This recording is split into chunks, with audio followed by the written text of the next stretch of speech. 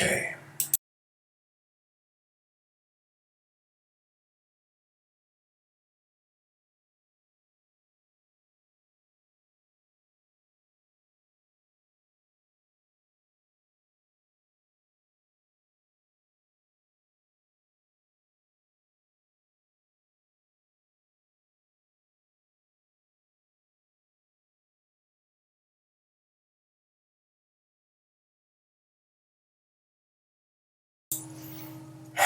Okay, let's do this. Hello, everyone. Welcome to tonight's episode.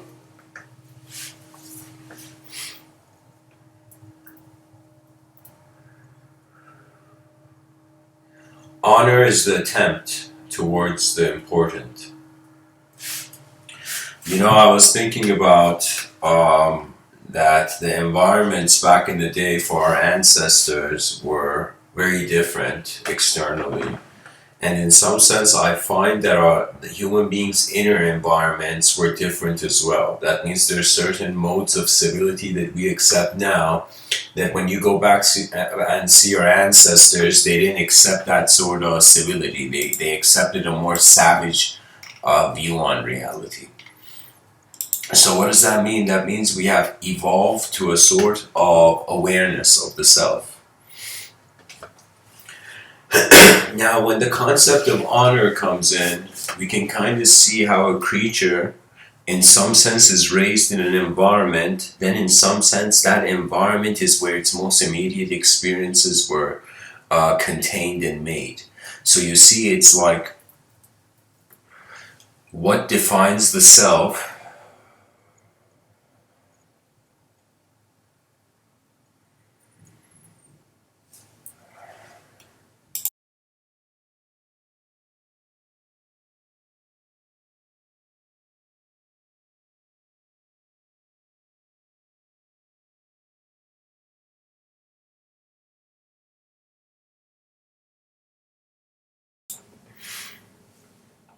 Or what is really important is held in honor.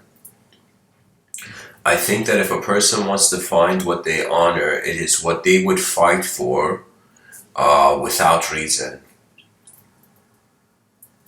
It's like an emotional sense of justice in the moment, you can say, of passing the test of the changing environment.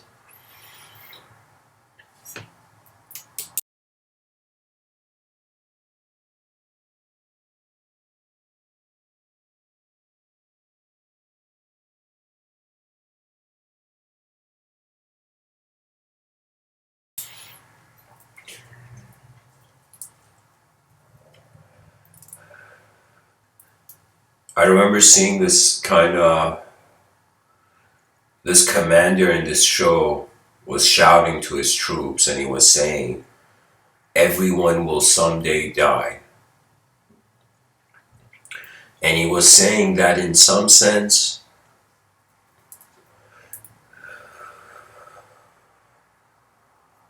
we are living for those who will find meaning.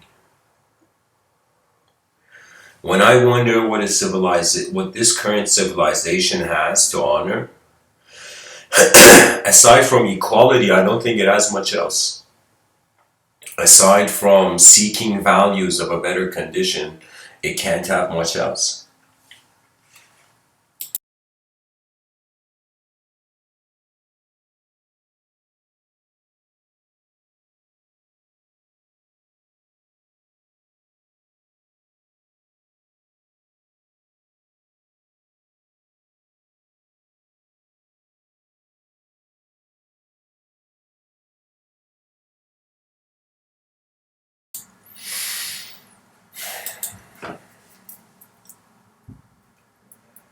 In a subtitle,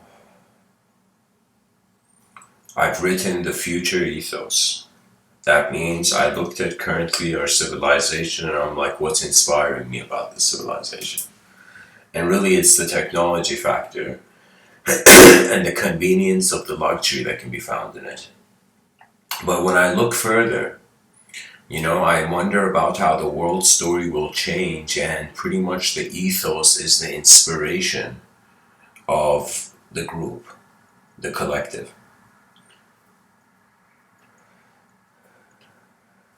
You know, it's kind of interesting to think that if one is existing in a wonderland, you're on a certain roller coaster ride.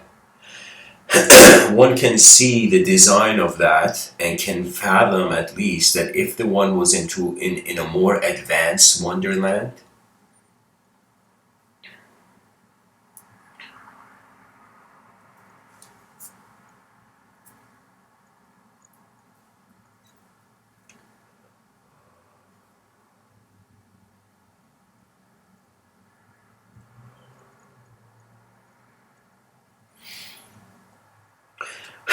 the ride would be different. One can envision that at least. You know, sometimes in our inner realms, we can access ways of living that are not even there. All those people visualizing their way to success in the New Age community, it's like, it's not just about visualization. There's something in life that is alive and important. And when you notice that and when you find that, it revolutionizes your way of thinking in regards to no longer treating an object like a subject or a subject like an object. You know, the alphabet is kind of like an attempt to treat a subject as an object. We made smaller chunks to it, to that particle.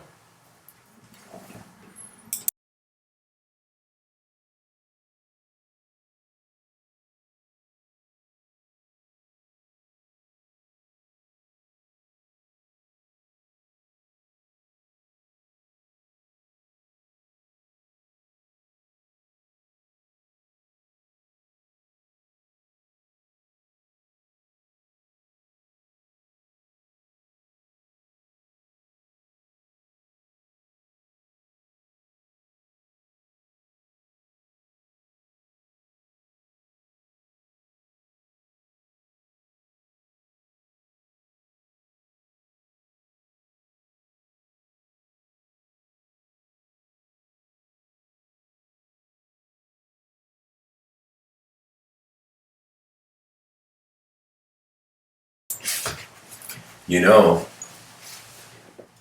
there's something here, guys. There's something about searching for something static. It's like as if you've been searching your whole life for an image, and you thought the whole world was an image.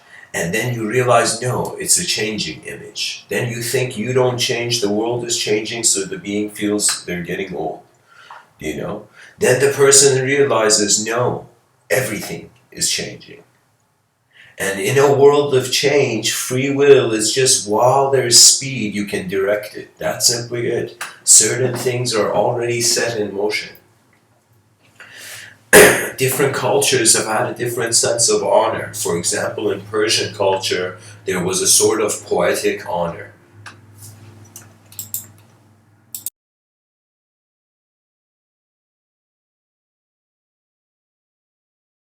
And really, what I mean by that is that at some point, the culture was being attacked, was being invaded by another country, and the libraries and the ways of people's living were just being destroyed. You know? Same way you can say bulldozers destroyed like trees. Similarly, wars have destroyed ways of living like the bulldozers. And so there were these great poets that kept the culture, kept the significance of the value of the people's mind alive at that time.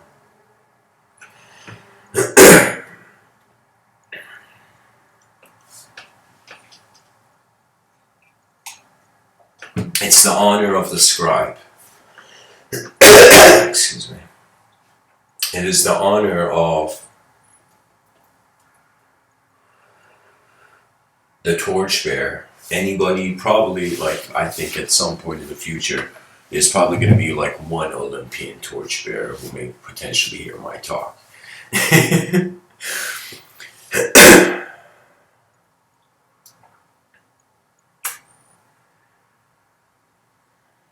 There are certain values we're keeping alive in our attention by engaging them. And honor is the value of the world. It's like what from the past you want to remain in the changing tides of the future.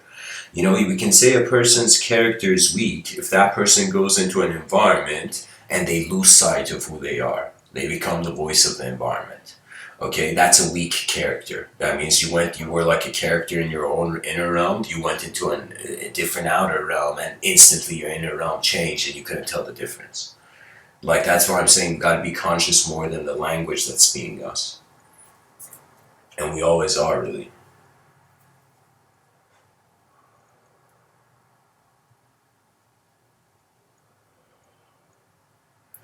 For me, there's an honor to life that transcends stories. It transcends narrative.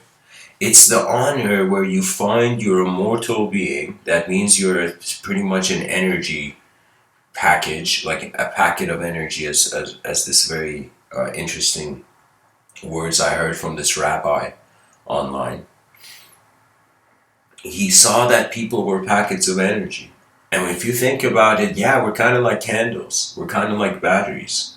We're kind of creatures that we can totally choose to exist and do nothing, but we will see it's as if the candle is melting. And the Buddha had this approach where he's like, if you ever find yourself in life acknowledging your own mortality, feeling like a candle that's melting, suffering, melting and suffering, you begin to realize, well, the only thing you can do during this process where the candle wax is melting is share the light, share your inner realms. Do you know? This doesn't mean enforce them. When you enforce your inner realms, that's fascism. But when you, in some sense, realize the value of the human mind is in what it can become, the inner realms are seeds that once you communicate them, they sprout into reality. They become how character pretty much is like this, guys. Any moment you find yourself not being expressive in, you feel passive, you find yourself in the passive mind. Okay? Moments where you feel expressive, you find yourself in the active mind. Honor was an active mind. Honor was a character that, regardless of what happened, the being realized they're living a life here too. Do you know there were certain times in my life where I was so living for values other than myself, I was getting destroyed in the process. That means it's like I'm totally conscious, like how much of my life force these talks have taken so far. But at the same time, it's all a strange value where it's all happening once. Do you know that's a strong that's how your character becomes strong. When you see you're actually holding nothing. And then you become the eternal watcher. That's when you find your presence. When you no longer fear whatever happens to your eyes. Your eyes are your eyes. They are you beyond you. It's like your eyes were the universe, and then at some point we named them as you. So this sense of honor is a kind of archetypal, like we're piloting beyond individual consciousness as a species collectively. It's a very unique time. It's a time where people don't realize that the entertainment industry, as much as, let me tell you guys, in a strange way, one can choose to see that human beings, before needing intellectual advancement, they need emotional stability. And so emotional stability will not arise if your attention isn't content with the simplest way it's existing.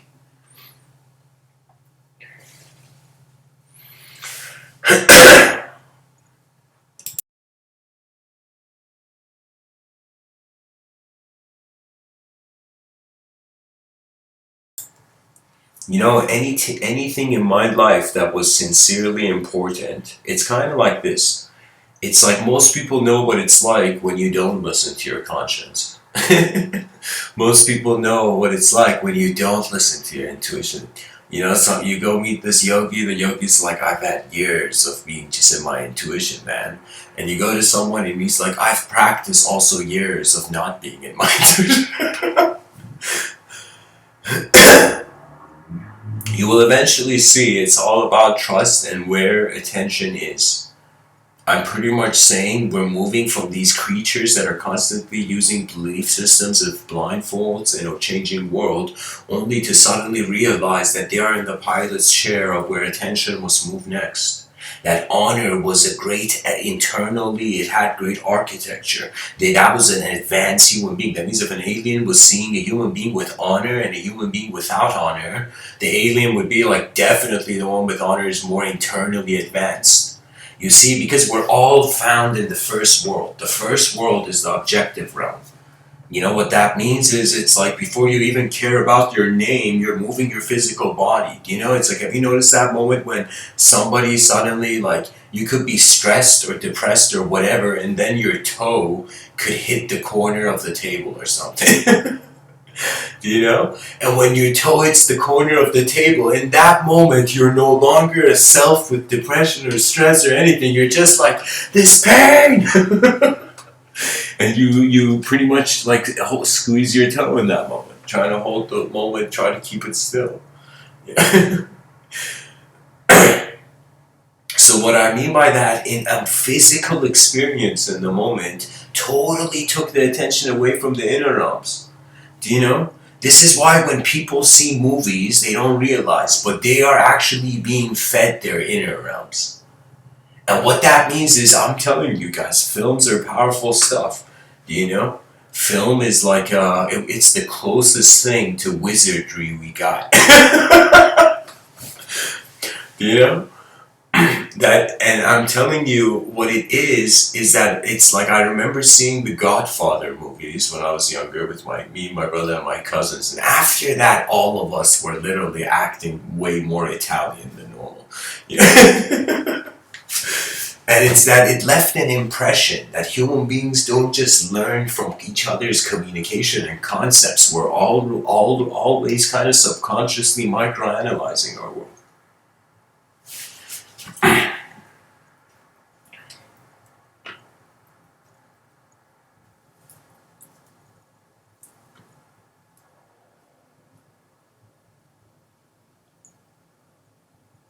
In Bushido, in the book Hagakure, which is the book of the samurai, they have these very intense principles. And it's as if like the value of the moment is treated differently. When you got something that Western culture has to be really mindful, that Eastern culture values its sense of time and moment differently. So what that means is that if life is not just in language, and if behavior is in a strange way some sort of language with a karmic echo. You see, this is why the Stoics were onto something. When they realized your behavior to this world is suggesting the world's intelligence, not the world is intelligence. The world is in some sense just stuff you're looking at. You know, it's the inner honor of your own mind. It's like that moment. I'll tell you this. In these talks I've often shared in my youth, I felt a sort of karmic quarantine, and I felt that the world, I was pretty much like this, like I was a kid in like this very like theocratical kind of shy setting, and no one had woken me up from my shyness. It's weird, you know, sometimes you can wake people up from their shyness. You know, but it was as if if I could go back in a time machine, I would go and scold all the people who could have woken me up from my shyness but never did. You know, that means you see a smile. There's many. Anyways, what I'm trying to say is that in my youth, I didn't care to share my inner realms because I had attempted it and failed a couple times. It only took as instant a glimpse at my own mortality that I found my mind. I found its value. I found what is here is the true instrument to be played. That means, in other words, you're a creature of attention before you're a creature of thought. And what does that mean about honor? Honor is where your attention is. And honestly, where your attention is what's important to you. It's like at some point, a grand command was heard and all over the world. That it was as if time for us to no longer just dwell as bewildered animalistic bodies, that it was now the era of the mind, that we learned too well from the Renaissance. And in some sense now, it's as if even if AI opens its eyes, we'd be like, come on AI, start creating art, that's what we're doing.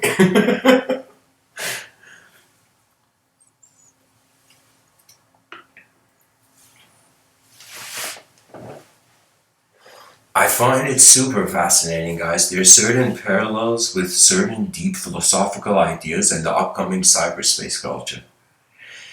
And it's like Ludwig Wittgenstein said, the limits of my language, the limits of my world are the limits of my language. Now imagine an AI robot hearing that and realizing the limits of its code is its world. And so the most divine thing ever is just an awareness of the more. What else can be more divine? It is the unknown's breath that fascinates the frozen in concept's mind. So I'm speaking pretty much this episode for all those people who I feel in your lifetime you're perhaps meant to attempt the scholar's mountain. In some sense, the scholar's table. What that means is all philosophers, there's certain levels I would consider things. There's those who just see themselves. You can say they are philosophers of their inner realms. There are those who don't see themselves, they just see outside. They're philosophers of the outer realms. Then there are those who are a combination in the middle. Then there are those who choose to be philosophers that see beyond time. That means they go towards uncharted territories. They pretty much look up and see what's the newest idea on this. It's as if like the human being was born in existence, so decided to know everything. And now in its attempt to know everything, it saw that the universe keeps getting bigger and bigger and bigger. So in some sense, the exploration, the fact that we think we're knowers and we want to know more, that idea is just evolution's vastness. It's literally a movement. So I would say the purpose of life is for the design to happen. So you see what I mean? That means one thing I would recommend to all human beings, don't fear overpopulation. We will build sky cities that will solve a two-dimensional problem with three-dimensional space. But I'm just telling human beings should just ride their life out to the end and see what their eyes are here for. It's as if it's like there's a teacher that has been with you ever since you existed, and that is your moment. It is the ultimate teacher. It is what won't leave you when everything else does. You see, the Buddha had this intense mindset, which I think it's actually healthy, even though some people may feel it's a bit intense, but the Buddha would say, in this life, know that it's a solo journey. But if there is companions, be conscious of your blessings. And so what he meant is that become comfortable with your dimensions of existence as a being, and then realize the blessing that there's others in this emptiness. That's the value of peace. It opens up the stages for the next waves of genius.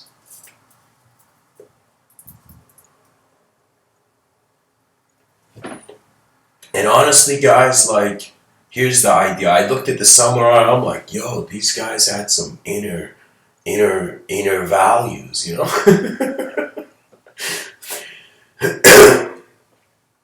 And so these inner values were in some sense abiding by something. You see, if you look at the fighting style of the samurai compared to the fighting style of the ninja, its technique is deception. That's the ninja. The ninja wins by deceiving.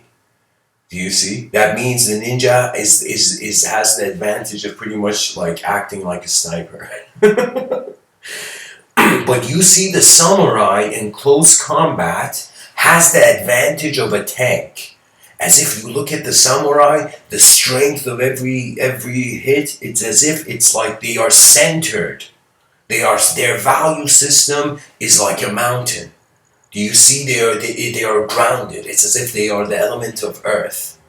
But we can say the ninja are probably, I have to say, the element of water. Because the ninja's whole stealth depends on taking the shape of the moment. The ninja would probably tap into some intuition where it would be moving from silence to sound. Now, when a ninja was caught by a samurai, like imagine you're a ninja and you can't jump that high. You're like, shit, I thought all of us could do this. You have to fight the samurai, okay? And at that point, it would be a situation of just treating like pretty much you are seeing a lion in the forest and you have to distract the lion to get away, or you gotta totally knock out the lion. Do you know what I mean?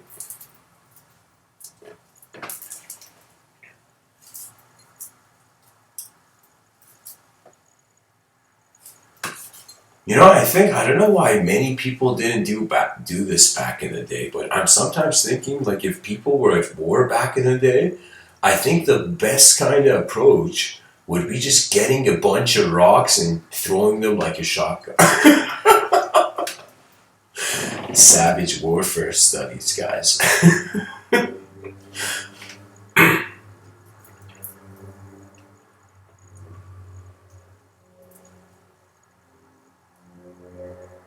What can I say? The world moves in various ways, various images upon images to show that it's a process that's still changing.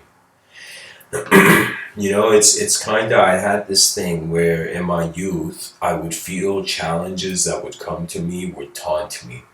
That means it's like when I played chess, like when I got defeated in chess, it was like the beginning of my lessons in chess. Like I just, in some sense, ran towards kind of like treating it as like a sort of, let me tell you, it's like sometimes it's strange. Many people may not understand this, but when you attempt something for the first time and you fail, you might think that you failed. But you might not realize in a subtle way you're getting accepted into the world of that reality. That means it's like many battles are fought, you know? This whole thing about stress and depression nowadays is all about people fighting behind their eyes as much as they're fighting outside.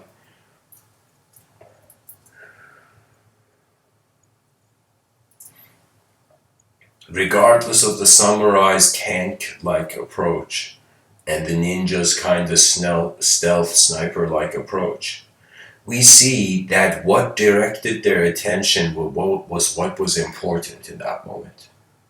And that's the thing. That's where honesty is born. When you at least know that if something is important for you, understand it, then accept it.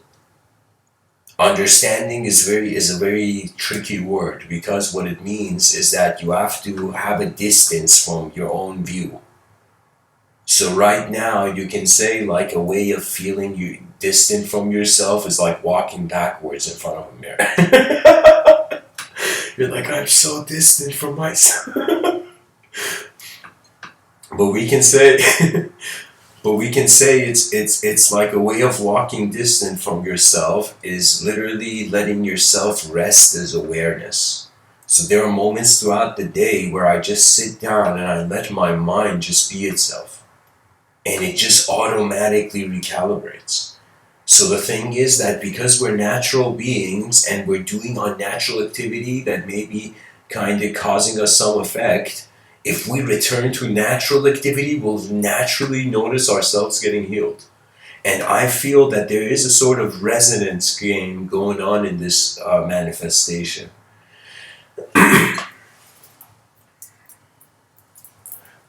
So, welcome to the chat section, Joey. By the way, guys, anytime I'm giving the audience and the world pretty much freedom in the chat section, you can you can literally comment in any way you like. You can even challenge what I say. Do you know? It's like I'm treating the chat section like the School of Athens, like podium, like that stage where philosophers would debate. That means it's kind of like Aristotle says, it's a sign of an educated mind to entertain an idea without accepting it. That means when you go to a buffet, you look at the food first. You don't just instantly grab everything you see, right? So similarly, in life, our ears provide us with image. That means your ears are designed, believe it or not, you think you're hearing sound, but because words hold images, in some sense, you're actually hearing images after the words enter your ear and they're processed, right? So there will come a time where we will suddenly realize there's a language of image. This is why film, for me, like directing, the directors that are there and out there in the world, people don't realize how advanced these beings are, right? Because it is in some sense recognizing the transition of the character. It's as if kind of like a supernatural experience for the building of an artificial mirror, you know.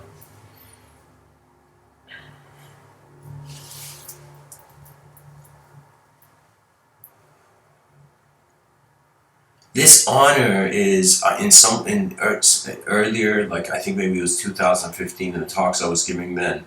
I would call it honor of the species, the love of the species, something that we as 8 billion creatures on this earth are like, whoa, yeah, that makes sense, let's go. Like that moment on a massive level, just to see. And you know, in this life, it's strange. Charles Bukowski, I'm going to read you some of his work. Charles Bukowski, I consider him a very self-aware being who just like, he was doing something advanced for his time. Even though he was like this, he would drink a lot and he wrote about low-life American realism, but it was like, in his words, he kept alive, he stayed true to the moment. That's the thing. That staying to the true to the moment is no longer a battle between the simple dimensions of self with the complex. They're at ease.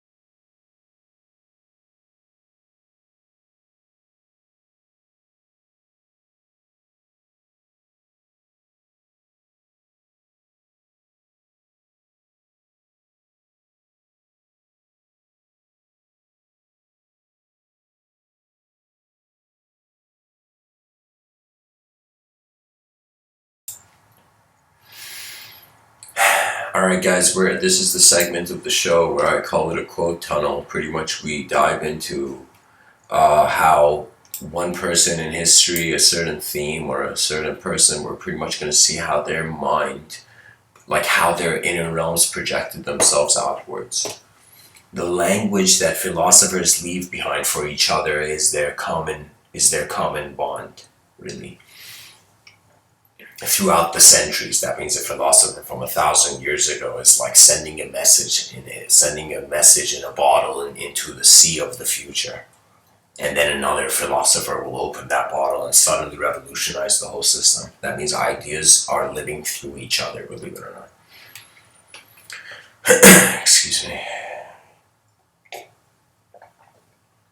Charles Bukowski says things get bad for all of us almost continually. And what we do under the constant stress reveals who or what we are. Charles Bukowski says some people never go crazy. What truly horrible lives they must lead. The problem with the world is that the intelligent people are full of doubts while the stupid ones are full of confidence. You know, they have no choice. The intelligent people are full of doubts because they can't trust the system. The stupid ones are full of confidence because they trust the system without observing it. That means it's like, it doesn't matter if you're a sheep or a lion when bulldozers are coming, you know?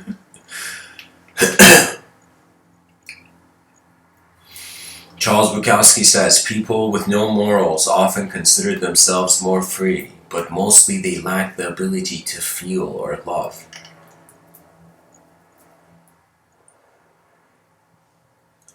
This next quote from Charles Bukowski, guys, I've often spoken about in my talks that in the future there will be a museum for language. And this quote should definitely be in this museum hall from Charles Bukowski. He says, what matters most is how well you walk through the fire. That means failure is like it comes with the program, you know what I mean? Success is what's really the important thing. That means those who see failure not as important as the success, they can't give up. They're like, failure, the success is too important, what do I do? Do I stay in this failure? Like, how long can I stay in this failure? You know, you gotta go somewhere.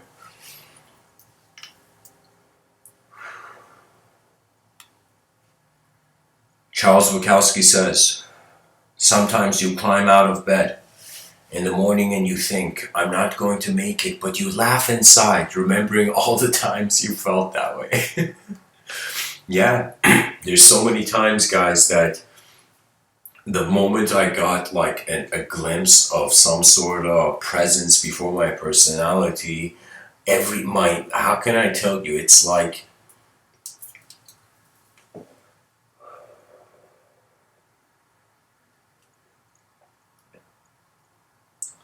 there's something very strangely pure about being simple, and I don't know what it is. I think it's the lack of complexity of sub-realities into the air or into the environment.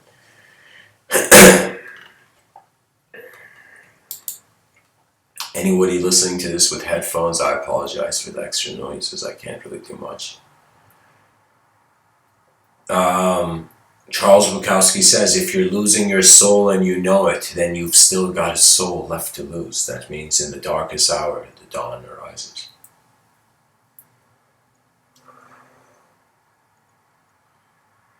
Charles Bukowski says, what is terrible is not death, but the lives people live or don't live up until their death. Wow, he says what is terrible is not death, everybody dies, but the lives people live or don't live. That means when you realize, whoa, am I here once? Am I physically here once? Do you know, like, is the economical system and civilization built for like I don't know, 40 years of maxing out your energy to get something? I'm honestly telling you, you gotta think ahead, and then you free yourself from shackles you never needed to have around your wrists. For time is the true conqueror. That means if I was sitting in a room and there was this, somehow, I don't know, probably there was some ancient philosopher who saw time as they worship time. There must have been, like there must be some tribe throughout history who worship time. So I would totally be like, yeah, they got a point. That's the true veil beyond our dimension. That is speed and illusion in empty space. Charles Bukowski says we are here to kill war. We are here to laugh at the odds and live our life so well that death will tremble to take us. Wow. This one deserves to be in the museum too. And if you're a billionaire listening to me, start creating these language museums, guys.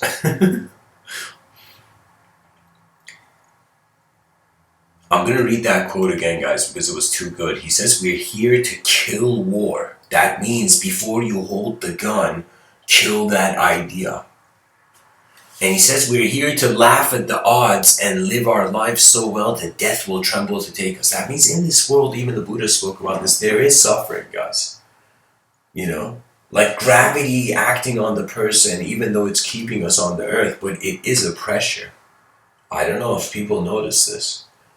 Like the best thing that can happen for a house art, like architects or whoever's listening to me, make houses where it's anti-gravity. That would be the best house to live in. I'm telling you, the housing market will change. There will come a time where the technology the house has will suggest the price of the house rather than the building and the land and whatnot. Everything will change, guys, because if it doesn't, that would be weird. Can you imagine me every day coming and saying like the same talk? It's like I realize no, it's not about the concepts. It's about the imagery of the inner realms. There's something more here that can ask the question even.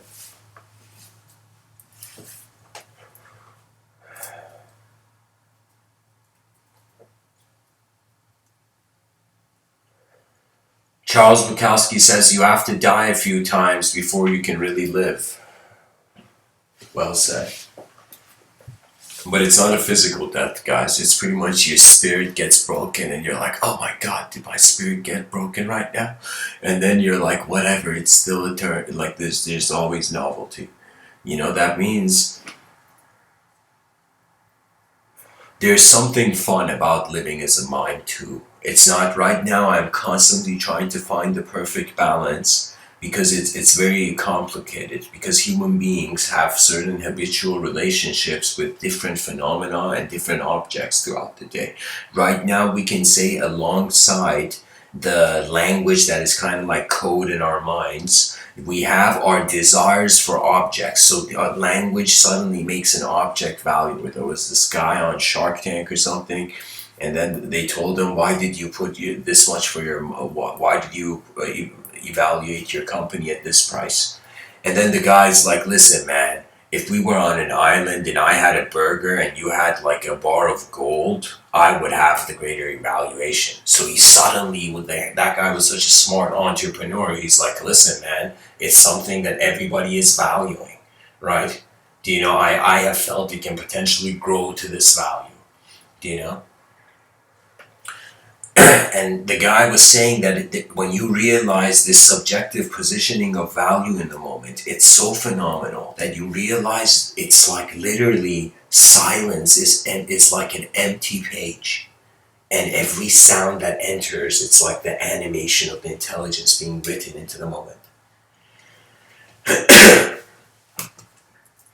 Charles Bukowski says you begin saving the world by saving one man at a time. All else is grandiose romanticism or politics. Yeah, if it's just words and nothing's being done, then it's just words, He has a point there, Charles Bukowski. He says we're all going to die. All of us. What a circus! He says that alone should make us love each other, but it doesn't. We are terrorized and flattened by trivialities. We are eaten up by nothing. And that's the fact that we haven't realized we are conscious. That is our honor. That when we look at all the other species on this planet, we are the advanced ones. That is our honor. Do you see? When we look at this cosmos and see it's empty, it's like, why isn't there Fermi's paradox? Like, where are the aliens? Like, what is this? Why is it so empty? Again, we are the honor. So we are eventually seeing all the meaning of whatever exploration in life centering around in the main primal force that is keeping the species going. And that primal force is the wonder to engage with what there is while there is. That phenomenon. That means you're alive once. That means it's like, if you really thought about it, in your dreams, in deep sleep, you don't have dreams, so there's no point of fulfilling any dream. Then you see in your dreams, you don't need to dream any longer because you are dreaming.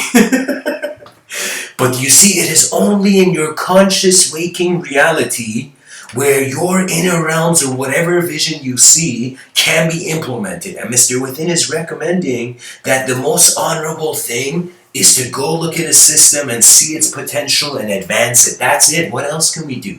What greater game is there than advancement on this planet? That's the honor. That's why you shouldn't brand yourself as a sort of this branch of knowledge thing. Is like on some level, yeah, there are many branches of knowledge, but on some level branches don't exist alone. They are connected. They are the same tree. So in some sense you become the wonder of your realm, and the spirit of that is evoked in your character. That means if you can't have gentle inner realms, you pretty much can't have a gentle outer life, you know?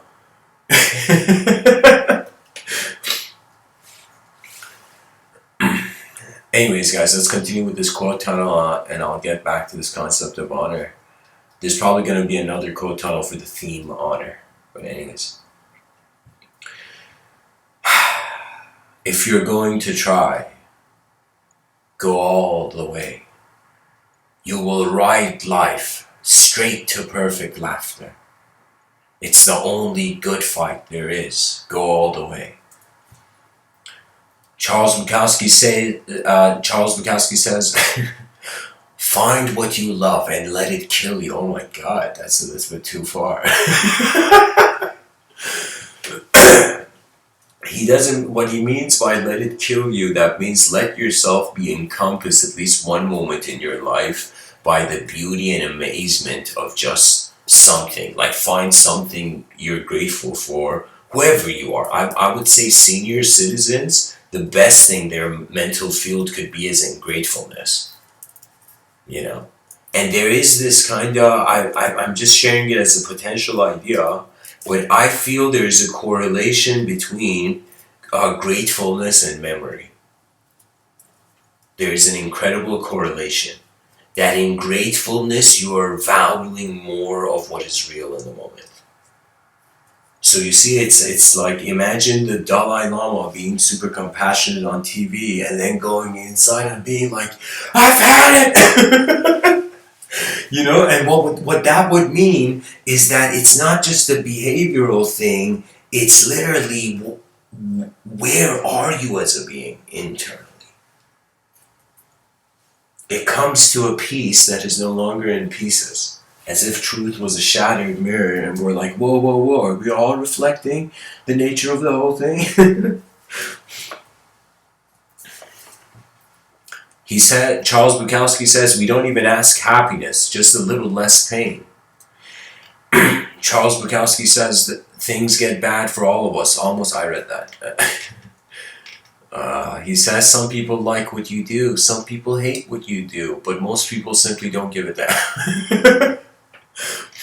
Charles Bukowski says if you have the ability to love yourself first. And that means if you can't love yourself, you won't feel others deserve to be loved. Yeah, and that's it. That's a good place to end the quote tunnel.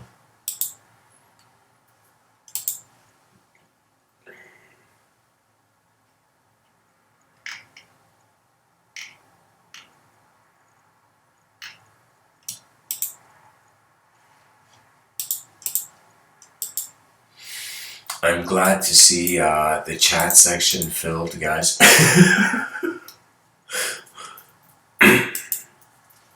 Anyways, let's get back to this.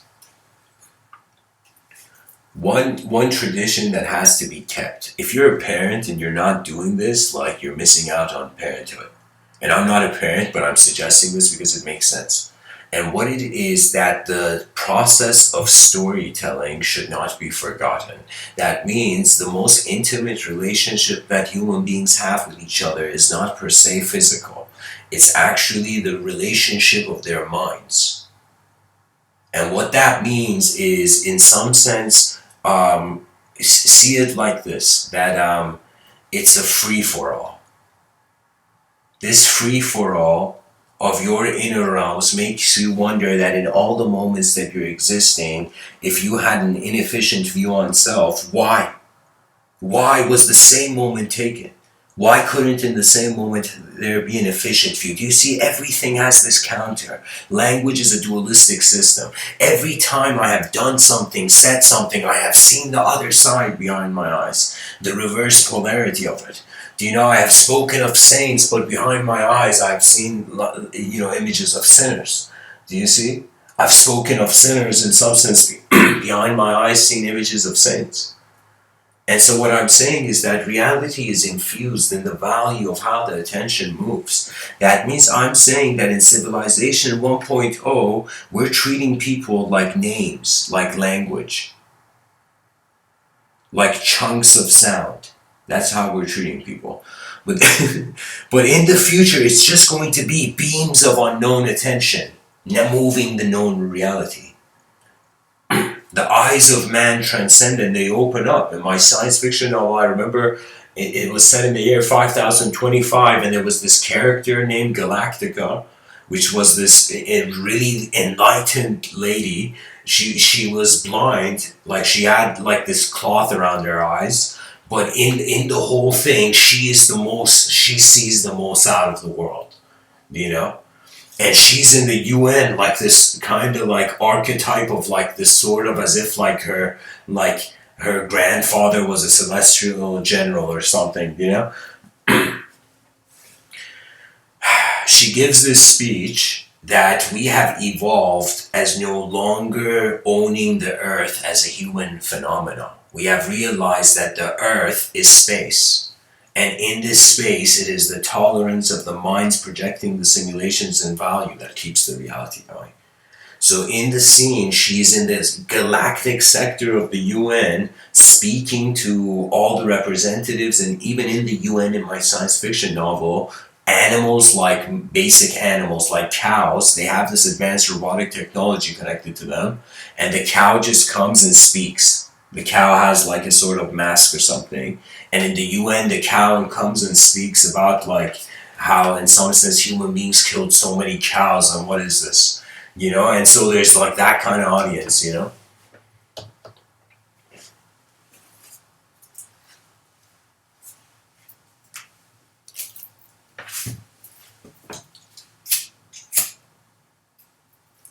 Anyways, she says that in some sense we're living in a world where human psychology transformed, where it was like a life form, where the form was defining the life. Now it is the life defining the form. That means all eyes on earth are earth eyes, you know? And so in some sense it means the ultimate embrace, that we are no longer enslaving our realm through the languages of our own beliefs. We are moving beyond our eyes. We are marching into the unknown. And that's the greatest point of art, really. That means all those people you see on these talent shows that have talent and all this, their talent is arising because they, in some sense, saw something so important that they were drawn to. Do you see? You can say it's like any person, any young kid that is drawn to an instrument. That is like some supernatural divinehood. Do you know? It's as if the person's hand is open to the realm. Do you know? So, anyways, guys, not to go too astray.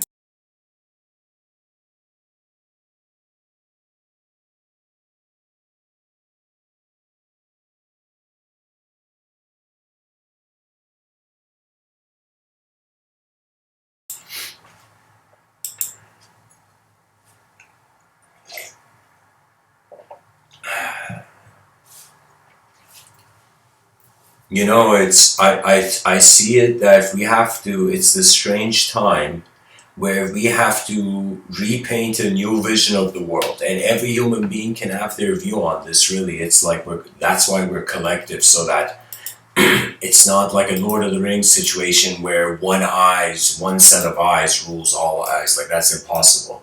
You know, like the value, our strength, our advantage as a species is like we're not clones. All our variations, once studied, are like libraries of information. That means in the future, imagine.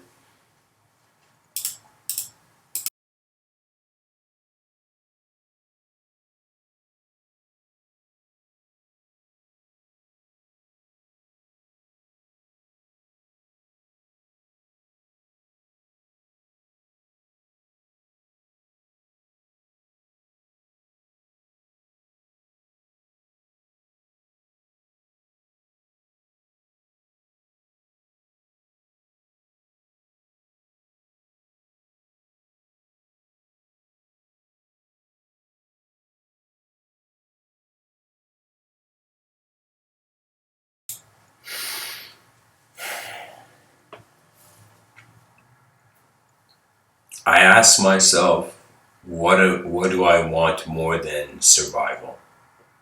That question dawned on me.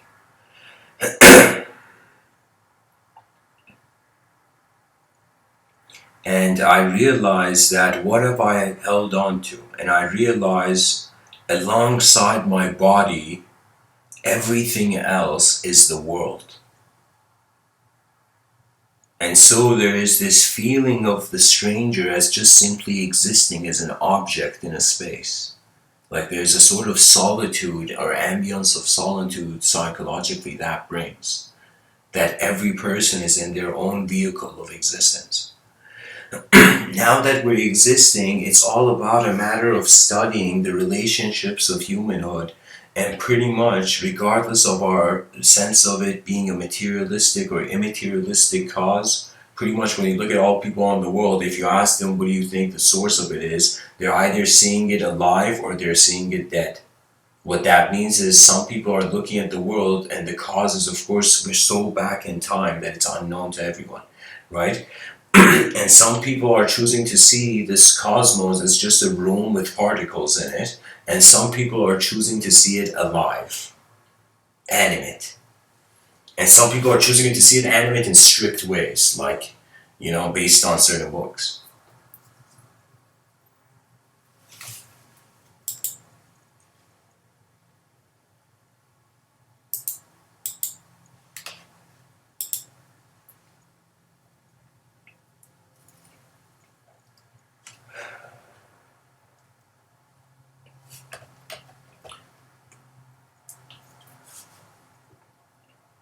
I feel like that's the best last stance of a conscious temporary being. It's as if your eyes have opened in a changing world, and you are looking at your watch and you're like, this is gonna spin out of existence one day. The arrows of this watch, the handles of this watch. And then you look at yourself and you look at your moment and you just see you're just a creature breathing.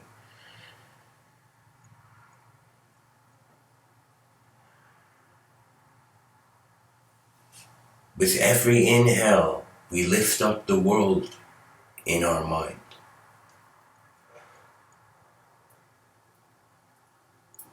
With every exhale, we put it down.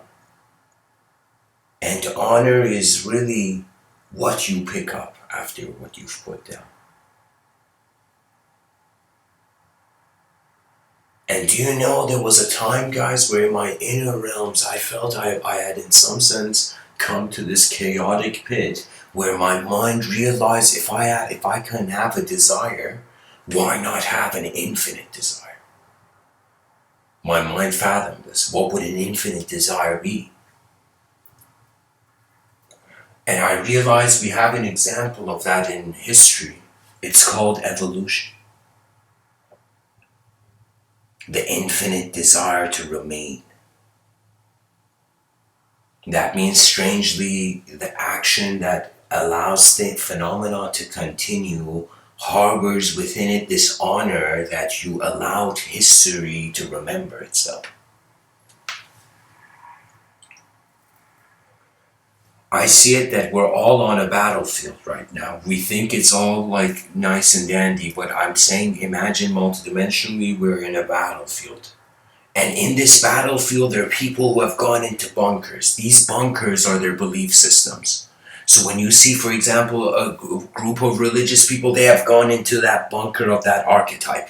And everybody has gone into the bunker of that archetype because it is so apparently scary to just watch the world without being anything at first.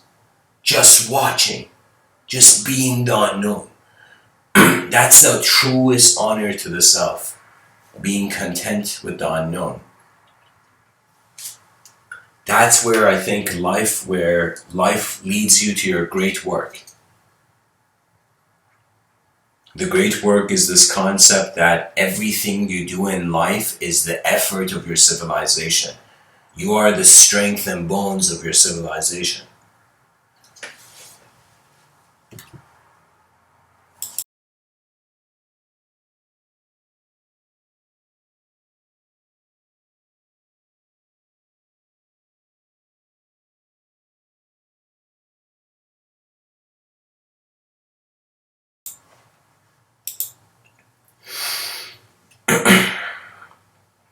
I can speak about a sort of honor required into transition into the unknown, or the way I've kind of speak about piloting your subjective realms. To be honest, I don't, I'm going to, it's an idea really that some seeds, you gotta let them grow. It's like some intentions in your life, you gotta realize that you gotta water them every day. Do you see it similar to people even? Like you gotta water their minds with communication. Like every person you know around you, at some point you gotta realize it's like, uh, was something scary was happening in Japan. And when I say scary, it was scary in the sense that it was a strange pattern for evolution to take, a strange route to take. That in Japan there was this epidemic of loneliness. And this loneliness was so intense that the person was just trapped in like this robot like lifestyle, and the person would in some sense come and just be exist alone. And then in this documentary they were showing people were dying in these buildings and nobody knew because the person was so alone. And so I was like, oh my god, that's intense. And then I wondered, why is that phenomenon? And there you can blame two people here, two sides. You can blame the civilization that has not cared for its member, or you can blame the member of civilization that has not cared for itself.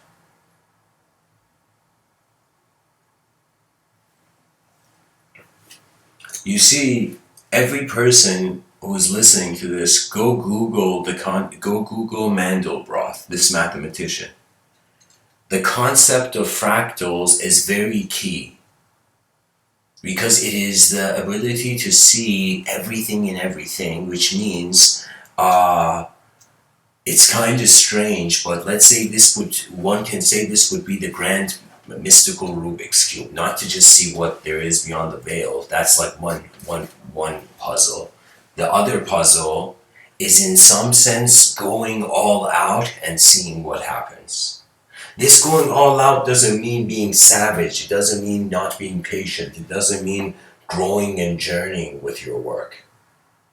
It just means that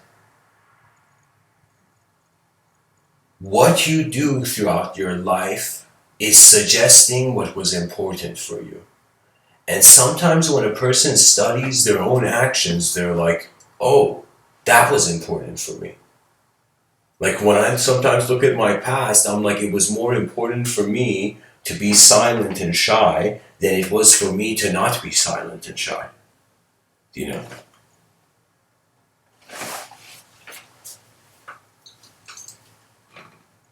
You see, believe it or not, this is kind of hilarious, but regardless of any sort of educational system, I feel because language was discovered like fire, suddenly we started attributing symbols to sound and objects. You know what it means? It means we're all on an island in the middle of nowhere, cast away, and with whatever tools are around us, we're trying to just get by. Do you see? And that's how the mind is like being the whole moment.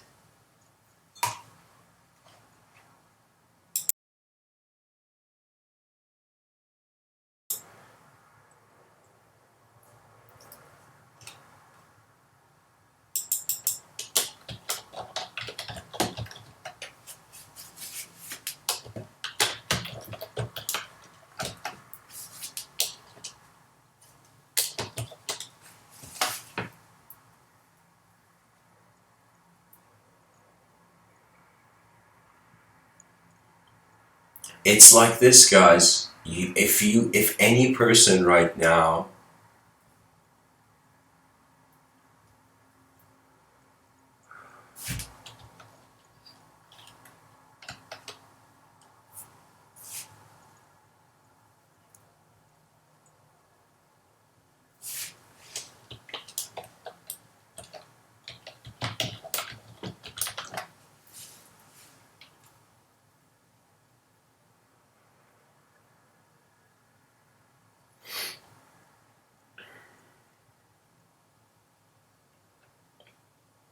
I don't know how to say it, guys. I feel our inner realms give us access to pretty much like how Tony Stark in the movie Iron Man was speaking to Jarvis in like the early Iron Man movie, where Jarvis was this intelligent computer. It was this intelligence that was working with. So you can say, you'd kind of see, imagine all those people reading about books of how to communicate to animals, and then suddenly they see this one kid when he goes around the animals just become calm.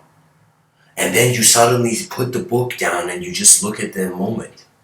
You notice that it's like, after we have climbed this mountain of systems of language placed upon us, the pedestals of truth, we will suddenly pull the curtains of the past to realize that the future is an entrance.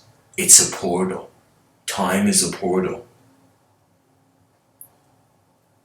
from a known temporary phenomena into an unknown phenomenon.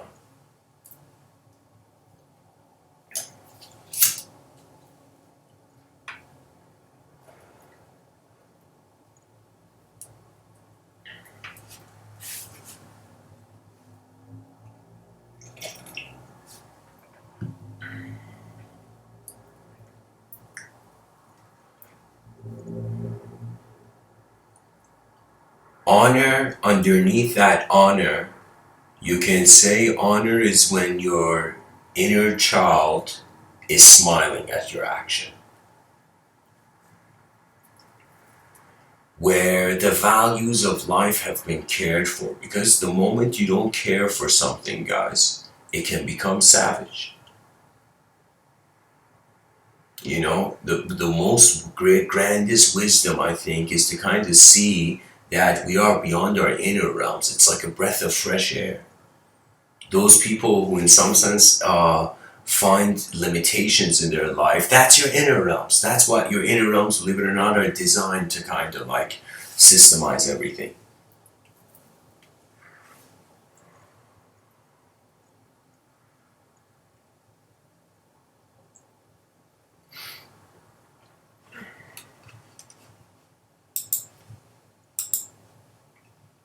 Guys, I'm listening to this ambient song that sounds like a whale lost in a black hole.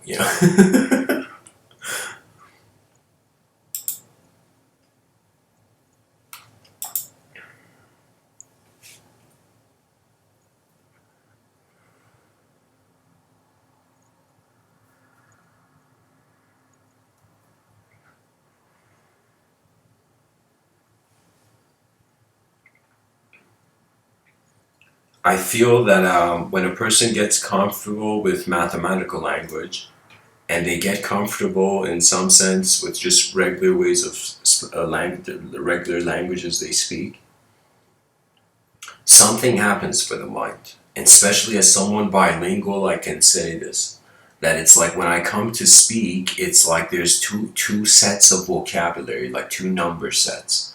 Do you know what I mean? And so it's as if the mind can translate it into many ways. And for a long time, I was looking at the language first before the image. But when I looked at the image,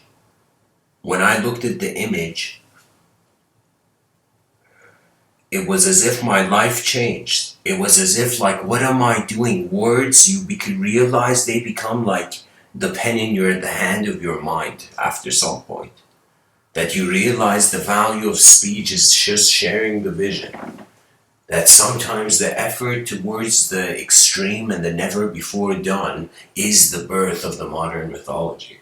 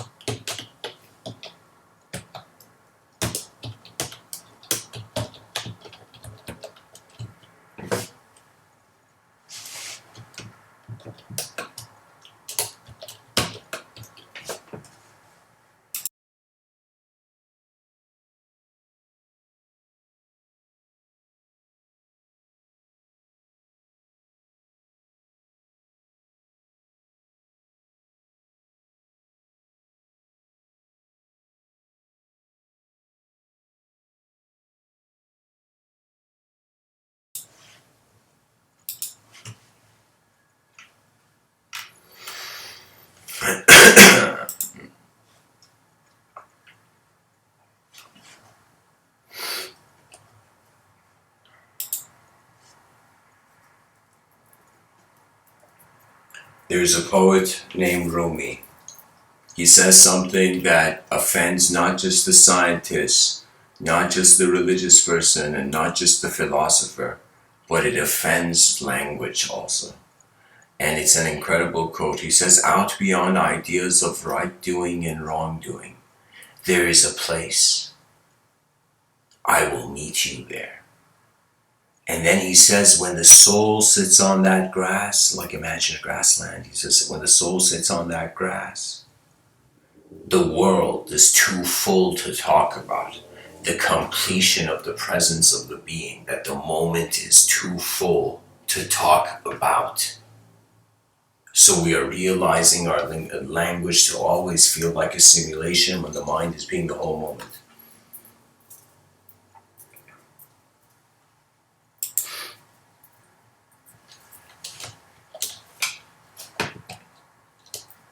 Okay, so guys, my attention is on the chat section. Welcome, Ethan. Ethan says, I've been following Alan Watts, Ram Dass, and others. I have experienced brief moments of clarity in psychedelics. Where do I go now? Okay, that's an interesting question, because on one level, I have no idea how deeply you're asking that. But on another level, I can give a very straight answer to it. And it's just based on my observation. But here's the thing. What if you found truth? Let's say you were someone, you were going on some truth-seeking route. Let's say you found truth. Let's say you found it and you really found it. You know, and you got it, and you were there in truth.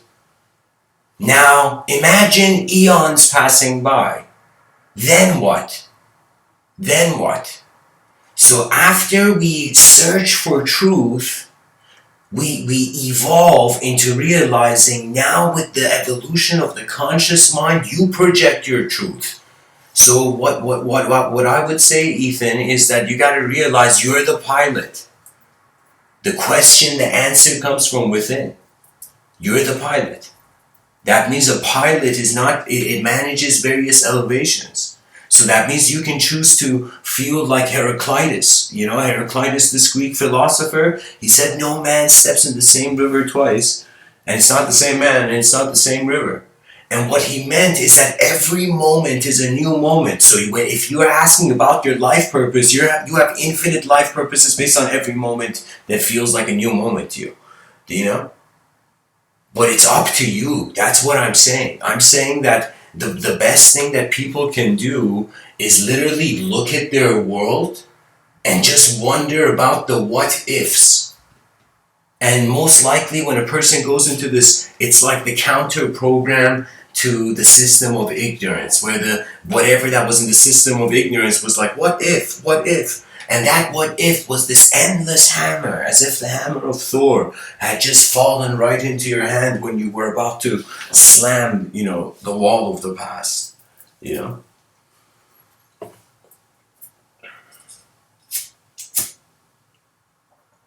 It's a restoration of myth. For me, when I give these talks, I'm not trying to make everybody like meditate or something. For me, it's like the inspiration towards a renaissance. And this renaissance means that, let's say it like this, the more you go back in history, even though people had minds, the less they lived as minds. They lived more like animals. It's until recently we have that civility, decency, being like, okay, whatever. Like, you know, imagine like you see a little kid from imagine like you're a little kid, okay, and like your family has gone on tour to a country, okay, and you see another little kid, and then you suddenly see something unjust suddenly happen to that kid. Do you see what I mean? So it becomes suddenly something where the person can see themselves in the other, and therefore empathy is born. Empathy is born where we can locate the value of others, really. Do you know? And so the value of the human being is not just flesh and bone. It's not just like what you see in the mirror. That's a percentage of you. You know, the other part of you is the process. So you gotta realize, Ethan, that in some sense, everything, those have been moments that have been teachers. All those people in the psychedelic community, the way I kind of say it is that your moment is being your teacher. That's your aim. You're trying to transform your experience of your moment. So your moment is your teacher ultimately. And so some people in certain states suddenly acknowledge the presence of the moment beyond the archetypal face. That's when the drop is trusting the ocean it is. Do you know? I would say the best thing a person can do is literally buy a notebook and just throughout their life, anytime something important happens, some important event in their inner realms, maybe it's like such an unusual dream you had, or maybe something karmically happens, or maybe throughout the day, or maybe something like something unique, supernatural, you only got to see, like as if like an eagle flew right in front of your face and then like flew away, imagine.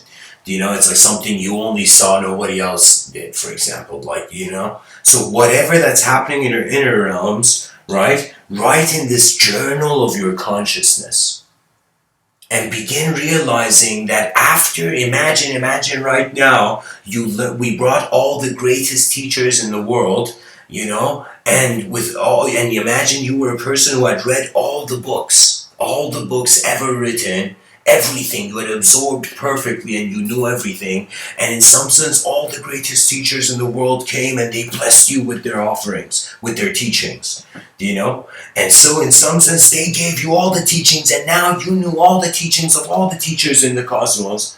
Then what? Then you are left with your own mind. That's when you suddenly realize whatever narrative the world had reverts back to how you're being the presence of your own mind. So that's the evolution of the free will. So that means you're becoming more like an observer. You know, it's like, guys, it's like this. I notice it's more profound. Scientists kind of gave me this feel, Ethan, this feeling you're saying. I got that feeling really when I kind of saw like this documentary, and how can I tell you, like, there is something very noble and honorable about attempting to make the unconscious conscious. There's something weird, strange about doing something where it's like such a rare code in the program that it's as if you realize, whoa, the unconscious of the person includes everyone. So your unconscious, this is why Carl Jung said the collective unconscious. That means everything you don't know and everything I don't know and everything everyone else doesn't know is the same I don't know. It's the same. It's the same unconscious. I'm just realizing we're all moving, I'm saying it in these talks, from an era of language worship to an era of advanced communication.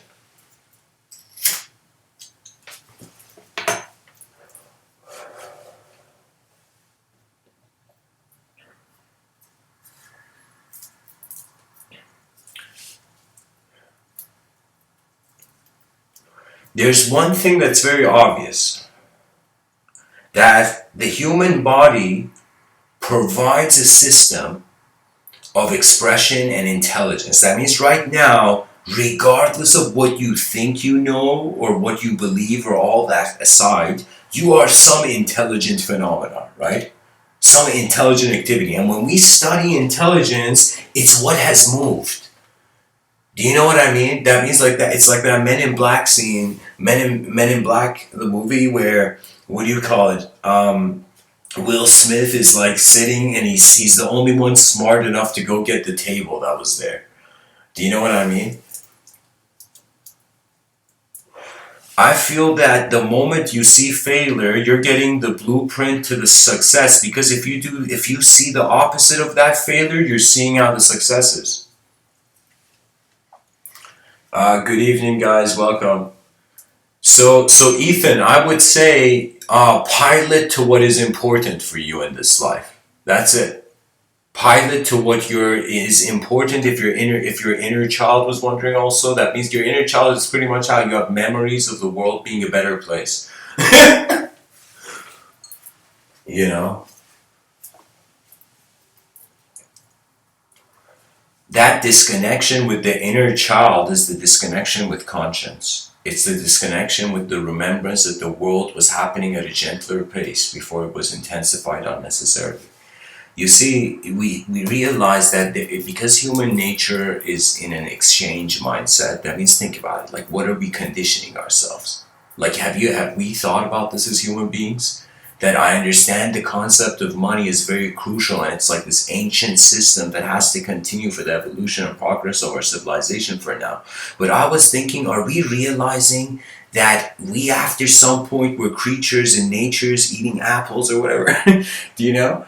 And then we became creatures that came into an environment of their own creation and now lock themselves in a pattern where they're just chasing for their hunger. You can say, do you know, I've seen people that in some sense I'm not judging them because nature is nature. You can never judge nature because you're a part of it too, you know?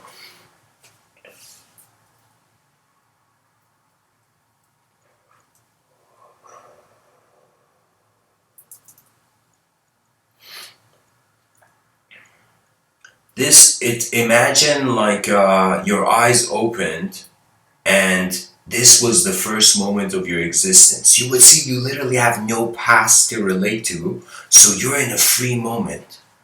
Do you know what I mean? There's something about just movement, effort. It was like that moment you see in boxer movies or that soldier in the battlefield in movies where he's just putting one last effort to push, you know? That one last effort is technically means this what is important for the eyes of that being becomes their protector. That means what you live for, you are realistically on some level living through, you know? So I would say just it's kind of like every person's mind is like again I was saying like an instrument, and you have to find a way to master it. Nobody has your eyes. Nobody can solve the problems that you only see. You know what I mean? You know. I feel the fact that people are chasing over stuff is not the most advanced activity the human being is doing. I think that this is why automation has set in. That in the future, maybe it's not happening in 2020, but maybe like probably definitely by year 2050.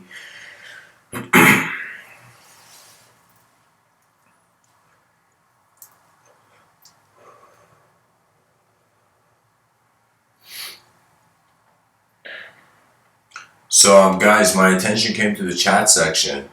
Um, First of all, again, welcome everyone who's new. Um, Let me explain to you kind of what I'm doing in these talks that maybe may make the person more comfortable listening. I'm pretty much realizing that every day happens once.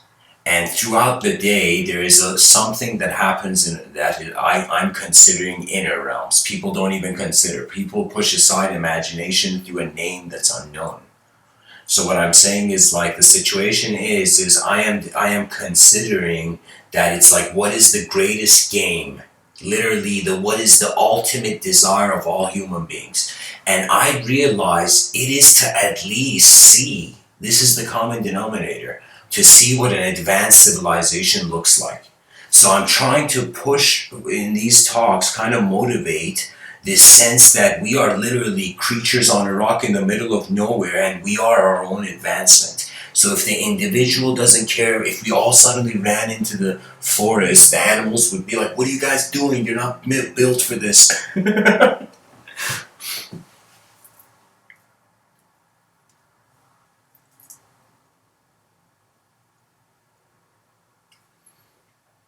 You know, guys, I find it's just the next phase of evolution. If you really think about it, like if Darwin was here, people would ask him, Darwin, explain how an object evolved into a subject to itself. And Darwin's like, yo, it's just adaptation, bro, leave me alone.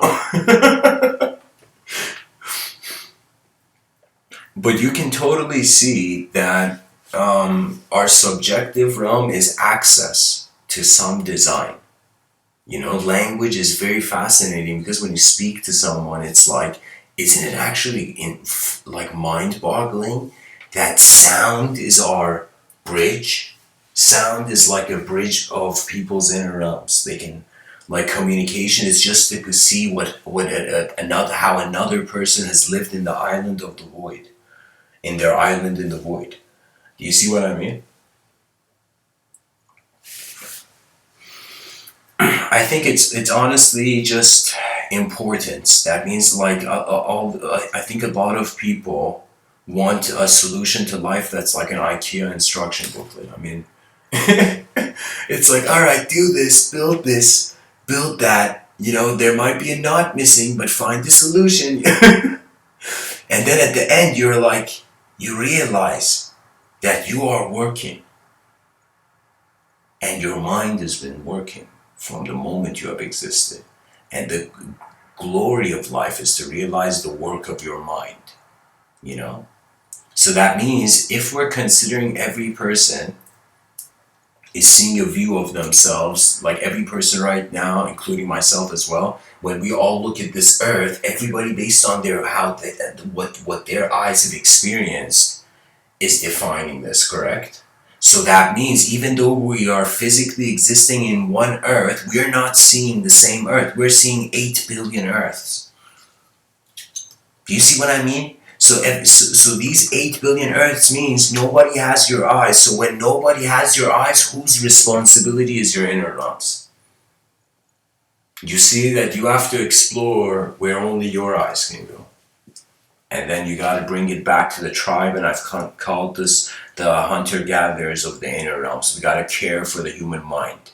That means before extinction, we want to kind of, you know, like, how can I say it? Let the mind be so free.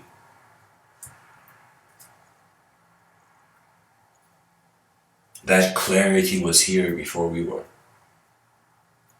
I think it's ultimately abundance. Like, pretty much you can say all of human behavior is just a difference between connection and disconnection, you know?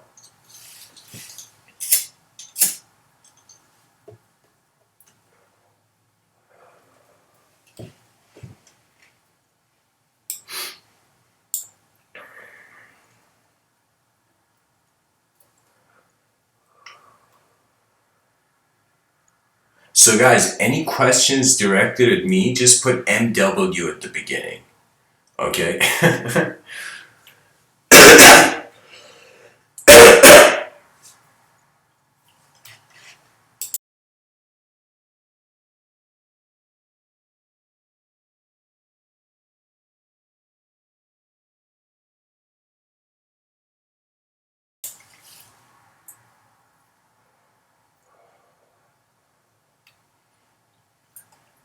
Guys, I feel like this is the situation that we're not just creatures. We were kind of like just creatures moving in nature. Then became conscious of ourselves. That means we became aware of our own position. So we can say the concept of location existed when the subjective evolution was ignited. And the subjective evolution, they don't talk about it in schools. And I think it's a concept that very few people are talking about. But this is Mr. Within's kind of subjective evolution. That in some sense, what happened was that this creature suddenly became aware of itself, and when it became aware of itself, its subjective space became the relationship of matter with space. That means matter was found in space, and space was the soul. So that means the soul is like a field. It's not like a Casper movie ghost, you know? It's a field. It's a field of being. And I feel it's like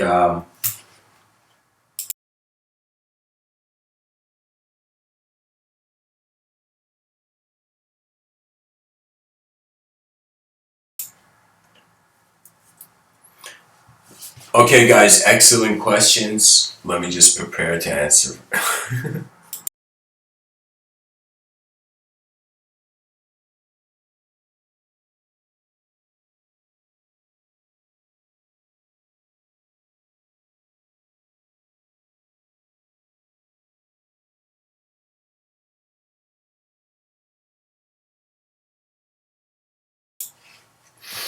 Okay.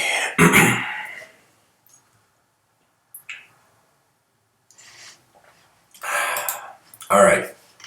So, guys, Ethan says, listening to lectures, talks like yourself, I can begin to see and imagine, but imagination on my own personal exploration, how do I allow myself to do this? All right, guys. All right.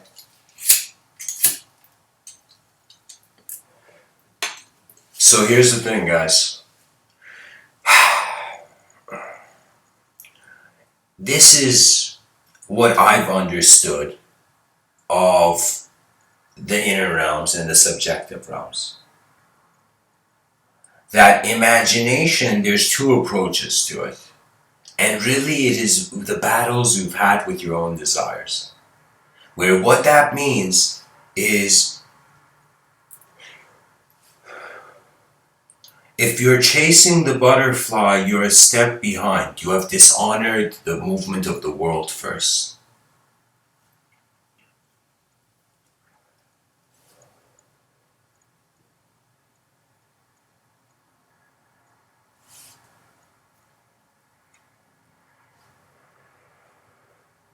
You have to sit still and silent, and the butterfly lands on your forehead, the butterfly of insight. And what that means is you have to realize that what you know is your state of mind, which is the steering wheel is your free will. So in some sense, you come to a state where you realize emptiness. And I can't tell you, but these kind of like the mind has an ability to see many apocalypses of itself. And when it goes through these apocalypse is another word for when a world dies.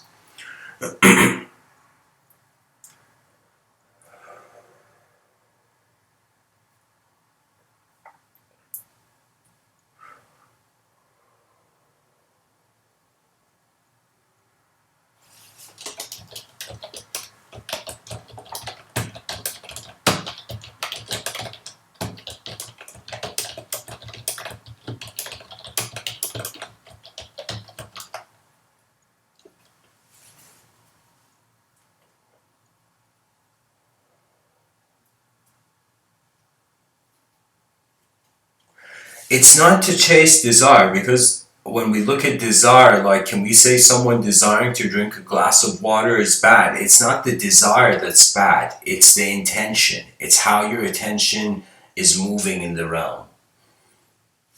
So I would say that it's just a recognition. If you can acknowledge these four dimensions, you will in some sense consider, I call these the ring of the absent heaven. So I'm sharing something that I've kind of developed, this idea I've developed, that in order to pilot in this plane of existence, you require to acknowledge these four elevations. The first elevation is the zero dimension. That means you as a being have to be able to exist in your moment and be comfortable with space. Be comfortable with the empty room as much as what's in it. And then after you're comfortable with the space in the room, with emptiness, nothingness, all these words, you're comfortable. You're comfortable to watch life as a living being, as just a presence of a breath. That's the zero dimension. And once you confront, that's the first step to confronting your presence. You don't fear emptiness anymore. You see it as simplicity, space. And then, after you're comfortable with the space in the room, imagine, you're now being comfortable with the stuff in the room, but on a singular level. So your mind requires as a being to be able to be comfortable with how others are individuals, how objects are individuals, do you know, and how various things, it is okay for them to be individuals. after your mind is content with the one dimension, after the zero dimension, it goes on to the next dimension, which is the dualistic dimension. And the dualistic dimension is how the one dimension is seeing a shadow to itself. And it's like one, the real self, and then the shadow self, 1 plus 1 is 2. It's like this duality. It's like this axis of perception. Right now, me speaking to you, me and you are in the 2 dimension. What that means is we have morality. We are conscious of the darkness and the light, pretty much. That's pretty much morality. So what I'm saying is, after you're comfortable with duality, you realize chaos is a phenomenon. You realize order is a phenomenon. You realize the whole thing is a changing phenomenon. Then you find this contentment with the dualistic realms. Then the mind, wherever it exists, is left nowhere than to fathom the infinite. And so you begin to realize that in your outer realms, yes, there are limits, but in your inner realms, who's dictating the limits? Your vision is free. It's like the human being, your mind is pretty much an ability, like an ego, to land on a branch of knowledge, live in a sort of archetypal individual consciousness, or in some sense realize your true presence is the field of being. You're a knower, you're an activity in the cosmos. Technically, like I can write on my resume, I'm doing cosmic activity ever since I've been born, and the person's like, what do you mean? It's like my activity is as big as the cosmos.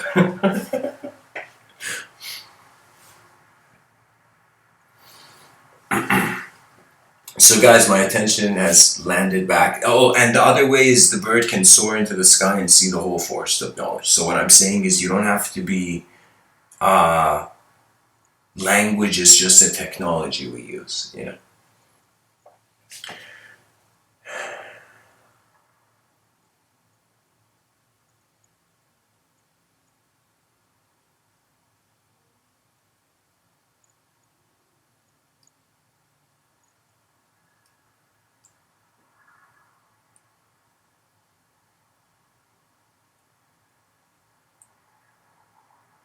Guys, do you want to hear this like hilarious butterfly story I had when I was like probably like 7 years old in Vancouver? I'll give it an option because like most people might not care.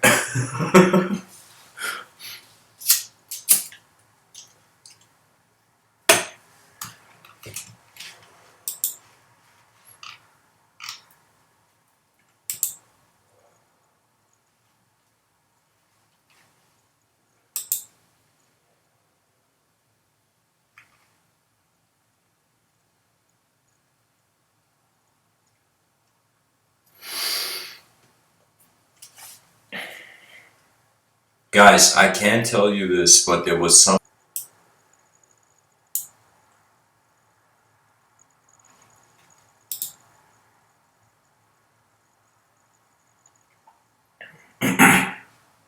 out of curiosity, I disconnected for a second, guys. Can the audience hear my voice?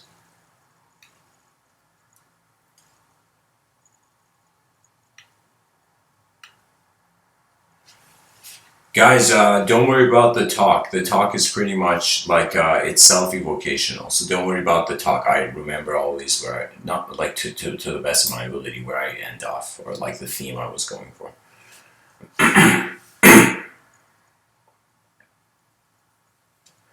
Okay, thanks. Nice.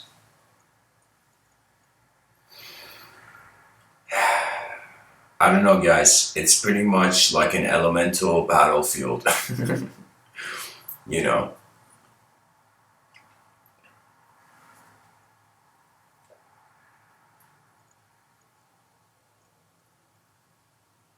Like Guru Padmasambhava, guys, I don't know, like Guru Padmasambhava, this guy was so next level that like he had this 80-year-old assistant, this woman who had served Guru Padmasambhava, and the woman just came to Guru Padmasambhava before Guru Padmasambhava was leaving for this journey, and the woman came to Guru Padmasambhava and said, I'm old and I'm probably gonna die. Please tell me what's gonna happen in death and give me the ultimate teaching. And Guru Padmasambhava, I don't remember the whole thing. It's probably something people can Google. But it's something where Guru Padmasambhava goes into an explanation that it's like on an elemental level, there's avalanches of your elemental form into itself. And there's this sort of ultimate witnessing of the dissolution of the existential process. So it's as if your whole life you've been running after your creativity as an artist, you're now realizing how the destruction is creating the new witness.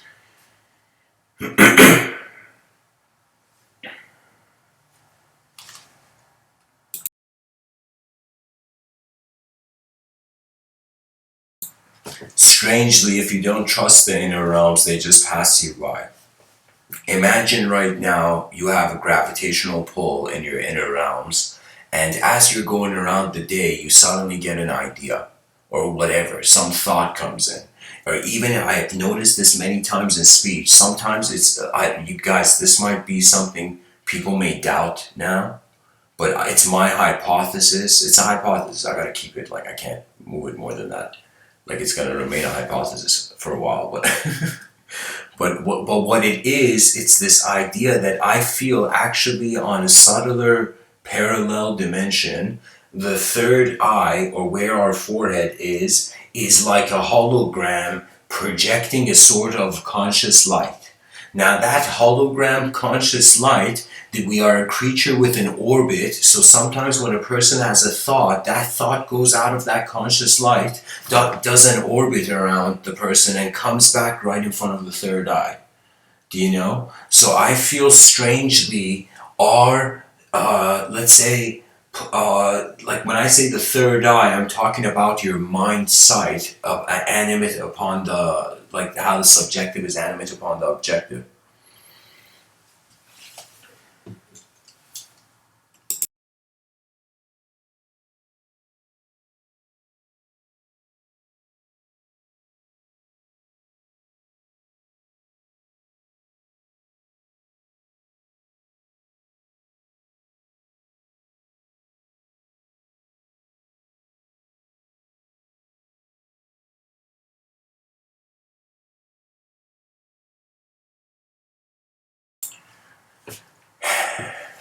So guys, I've decided to go into a quote tunnel of the word honor.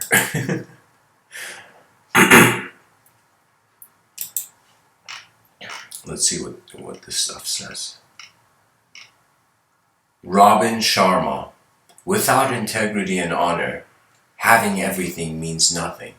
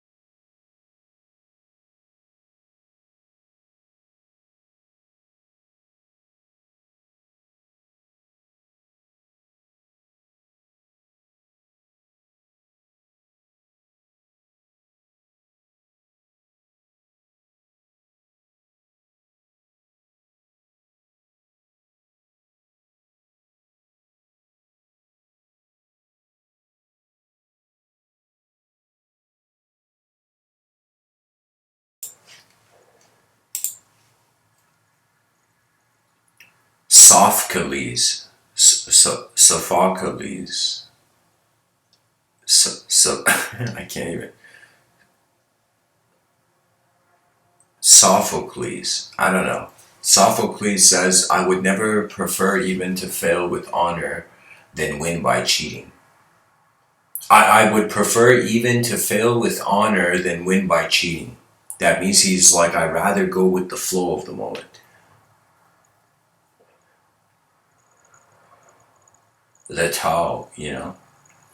Calvin Coolidge seems like a cool guy. No person was ever honored for what he received. Honor has been the reward for what he gave. Icelandic proverb also says, he who lives without discipline dies without honor. That's true, you gotta hold on to something.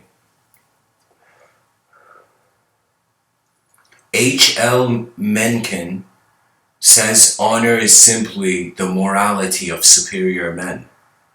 Joe Paterno says success without honor is an unseasoned dish. It will satisfy your hunger, but it won't taste good. Yeah, it won't taste good. That feeling of something is off is a very unnecessary feeling for the person to be, and it happens when you don't abide to a more graceful, intuitive passage in the moment. Anonymous says, my honor is my loyalty. Niccolo Machiavelli, he says, it is not titles that honor men, but men that honor titles.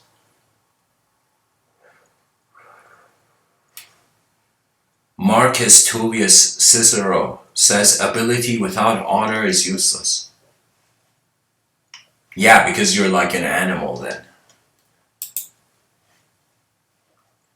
This is why when like certain yogis in ancient Vedic culture, they misuse their ability, the abilities. The gods were like, oh my god, this being's acting like an animal.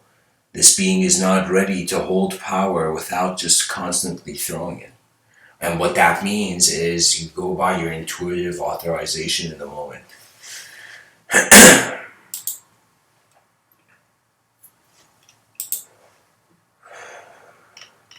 There's this other proverb says, be honorable yourself if you wish to associate with honorable people. Louis McMaster Bujold says, guard your honor. Aristotle says, you will never do anything in this world without courage.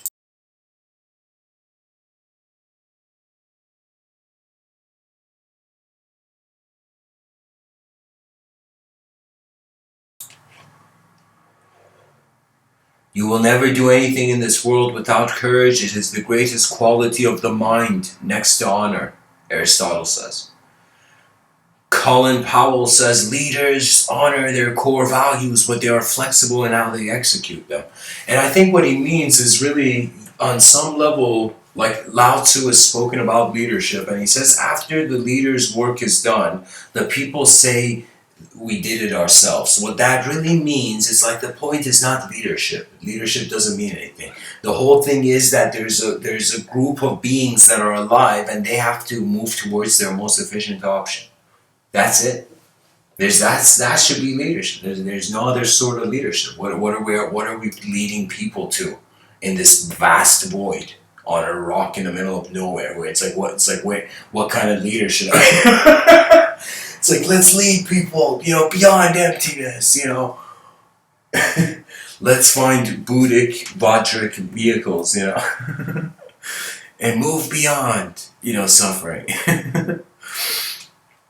Will Wheaton says, be honest, be kind, be honorable, work hard, and always be awesome. That's a cool thing, it's like the grandfather's last words to his grandson. Always be awesome, kid. Always. And after that moment, the kid became, literally lived an awesome life,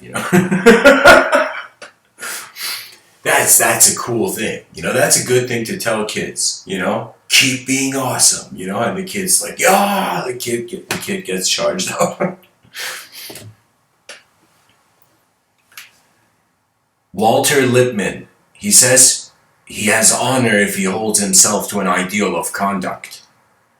Miyamoto Musashi says you can abandon your own body but never let go of your honor. That's the thing. That's the transcendentalism, guys, that in Hagakure, the Book of the Samurai, you also find.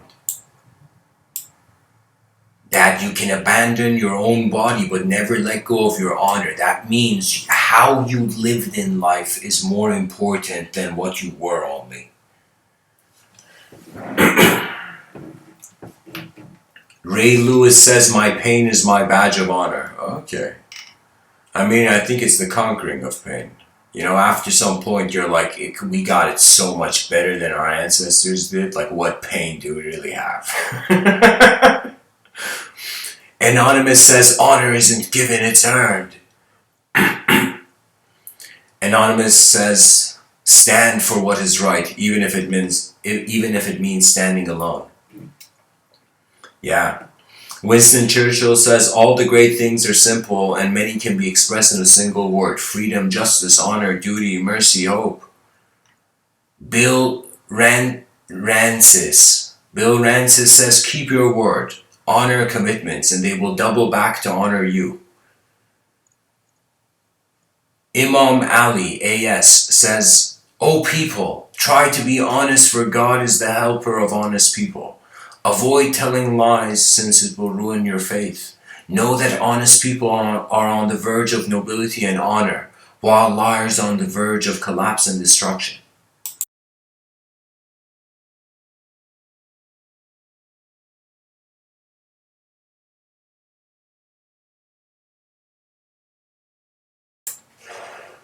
Of course, Imam Ali is a Shia Islamic figure. You see, guys, it's universal. It's so universal that it's as if you gotta stay true to something or you're in falsehood from the beginning. What else can you do? That means on some level there's some self-creative component to this process of living. You know, that means after some point it's like you're sitting on a chair and everybody's like, get up from the chair, man. Get up. Please. Get up. And then the guy's like, I can't, man, and I've prayed, and I don't know what's going on. And then everybody sees it's like the guy's just choosing to sit on the chair. You see, that's the opening of your mind that you should seek. That you have stood up from the realms that were your past, because the future is commanding itself forward. Anonymous says, honor one, help many. Balthasar Gratian, you know, guys, what I think is going on? I think the person who put these quotes is sharing his own quotes as anonymous. But they're good quotes too. Balthasar Gratian says, a man of honor should never forget what he is because he sees what others are. Honor never goes out of style, says anonymous. Mary Kay Ash says, we treat people like royalty. If you honor and serve the people who work for you, they will honor and serve you. Louis Hatt says, my self-esteem is high because I honor who I am. George Washington says, the best and only safe road to honor, glory, and true dignity is justice. You can totally see this theme of justice totally echoing in American culture.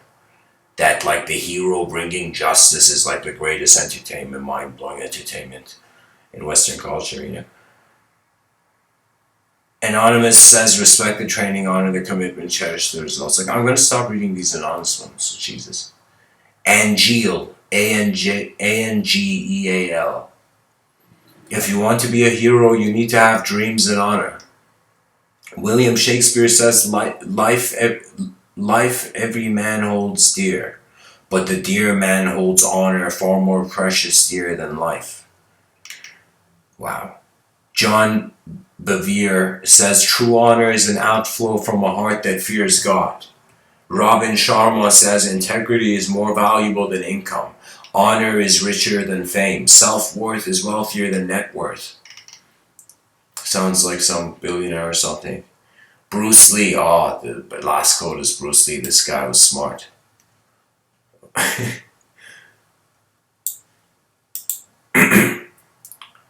Bruce Lee says, probably after defeating 12 opponents, like at the same time or something, just with his shout, he scared all the other opponents away.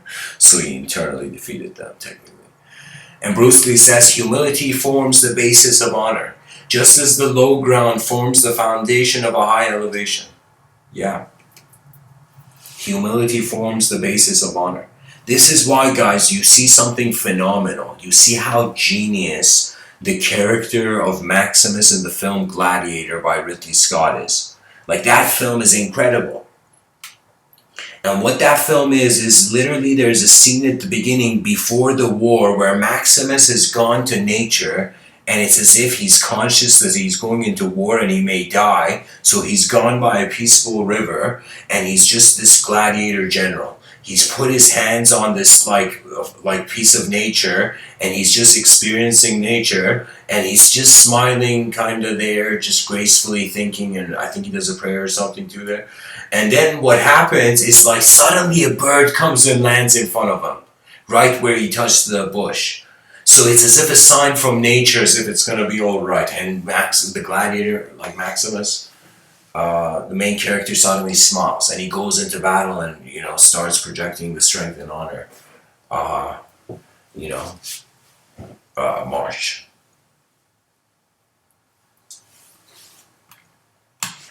So that's the code tunnel of honor, guys,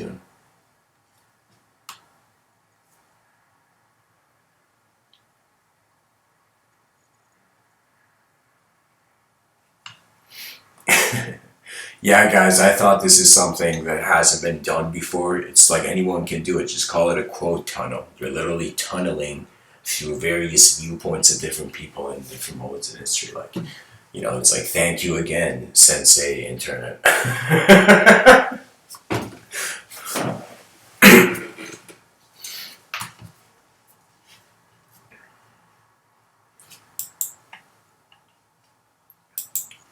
Guys, if anybody has real questions, like deep questions, this is the perfect time to share it, by the way. This live stream is more relaxed than the other ones,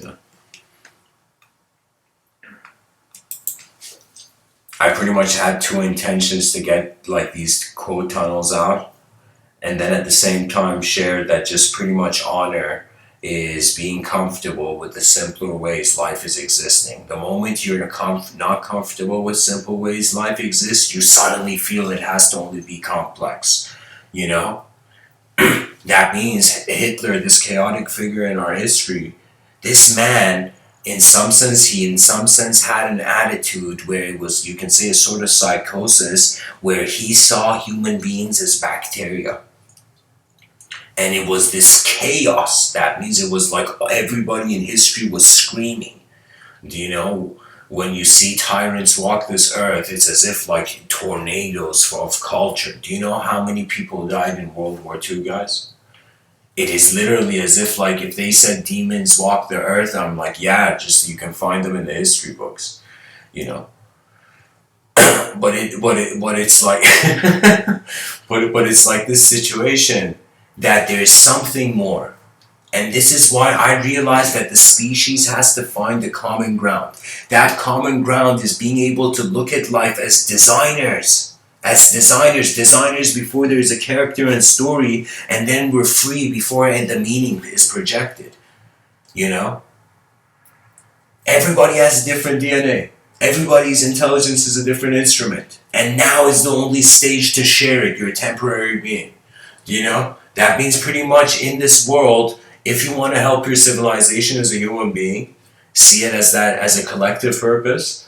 And so if you want to help your civilization, it would be a situation where you would in some sense want to see the change. You're moving towards something. And for me, it was very strange, guys. Like since 2014, I've been kind of swimming through various rivers of thought. And I have suddenly come to the conclusion that I found one thought, one idea that I'm like, all right, this is the peak of the mountain. I'm going to climb towards this. And that's become my life work. That means it's kind of this unique thing where, how can I tell you? This is Mr. Within's kind of technique to writing. Anybody listening to me right now? Mr. Within is right now telling you how to write as many books you want. As many. If you're able. As many books as your energy levels allow as you want. Let me tell you how. Usually you look at a writer, the writer is like, all right, I'm going to write this one book. Okay? The writer's like, I'm going to write this one book. And I'm going to, in some sense, just focus on this and just build it. And the writer's just focusing on just writing one book, and it takes years, and he writes this epic book. He builds this giant structure.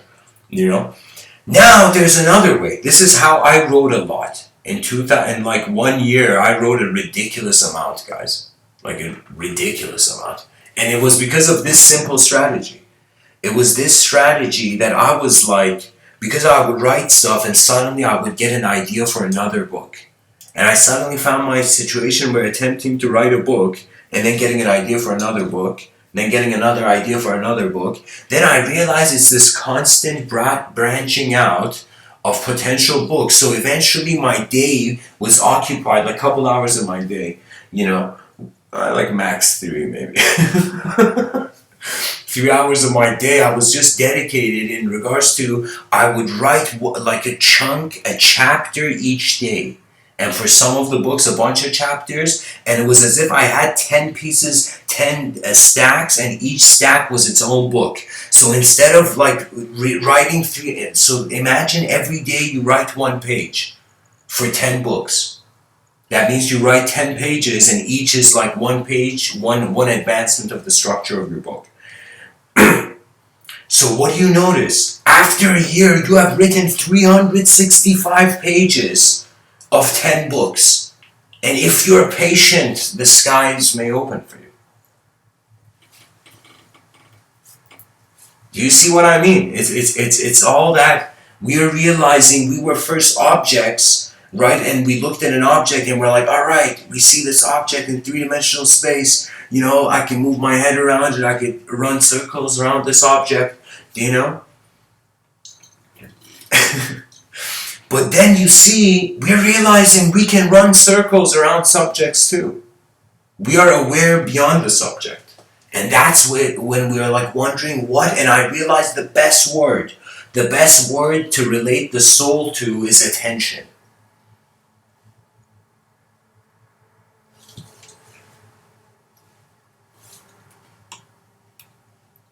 By the way, guys, anybody who has a question on this stuff I'm saying, feel free to ask. You know, like, again, this talk is more relaxed. You know.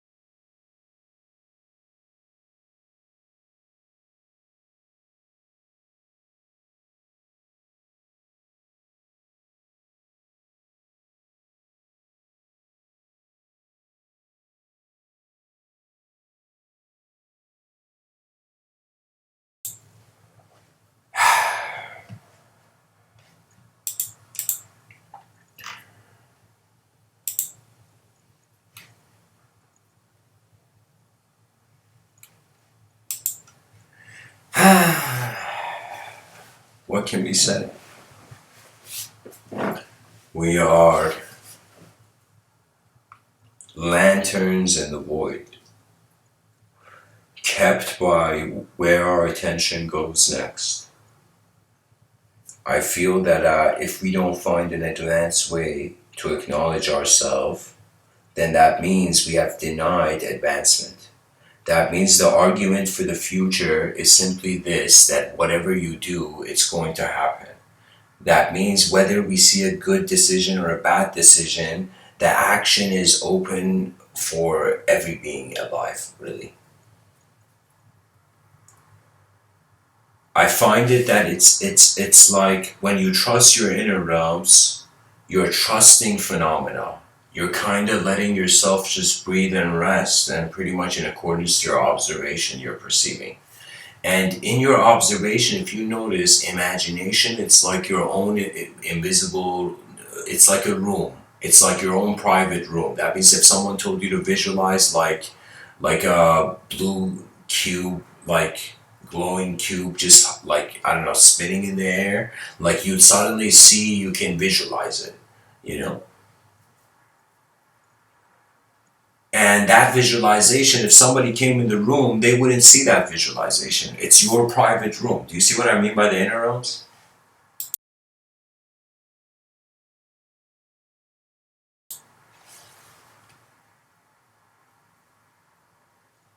The inner realms is your mind's gift to you while you breathe. It is literally like a tool that must be wielded. That means in this life, your intelligence activates when it engages. And any sort of engagement the human being does, pretty much every step you take. When a person walks, it's like, oh my God, what kind of faith does that person have? And that person has the faith of just how everything continues. And the mind is commanding the intensity of its experience. Because it's kind of like this. There's no win-win to morality on some level. Let me tell you why. You see, imagine in life, it's like, for example, it's spread out and AI comes and gives an evaluation to every activity of moral value. And it's like, this is good moral value, this is bad moral value.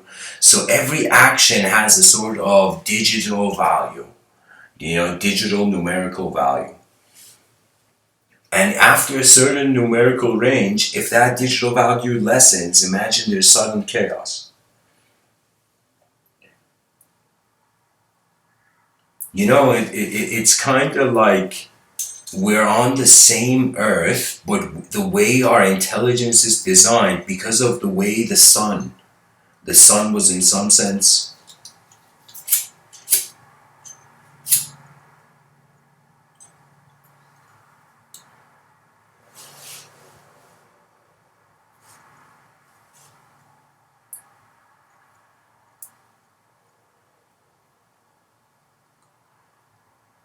the constant tan that the earth has been giving is really the dictation of our morality. Thinking of it this way, that when the light hit the earth, the creature stood, it arose. When the light left, it suddenly was thrown back in darkness.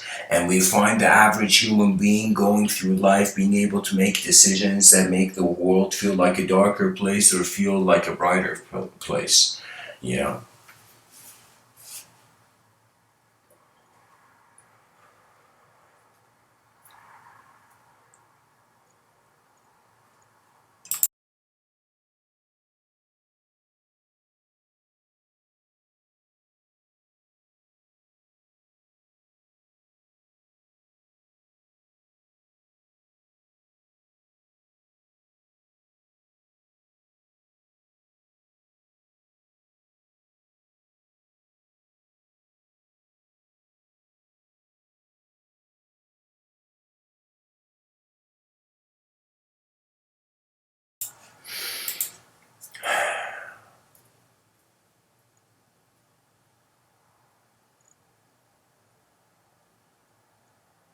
This is what Mr. Within finds, guys. I'm going to paint the last picture and probably end the talk. This is the last picture I can say.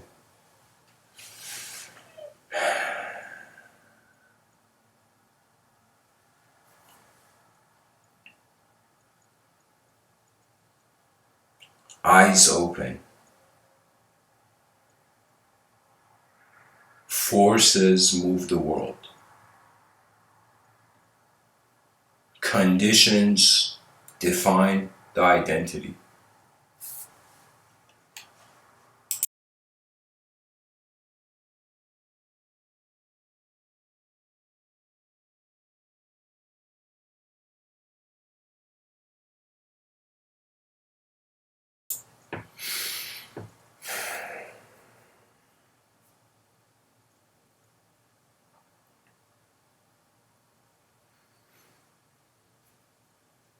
I don't know. I think there's no greater teacher than realizing that now is where it is.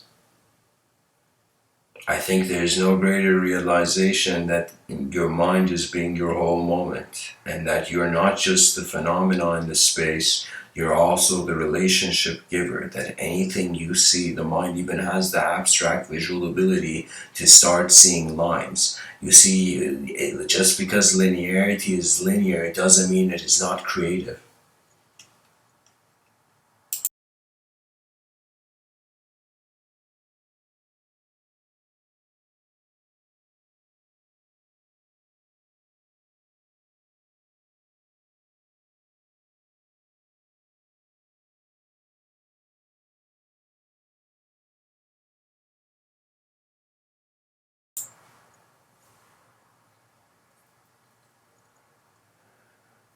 By the way, guys, this question I asked, it's a playful question. I mean, just engage if you feel comfortable, you know.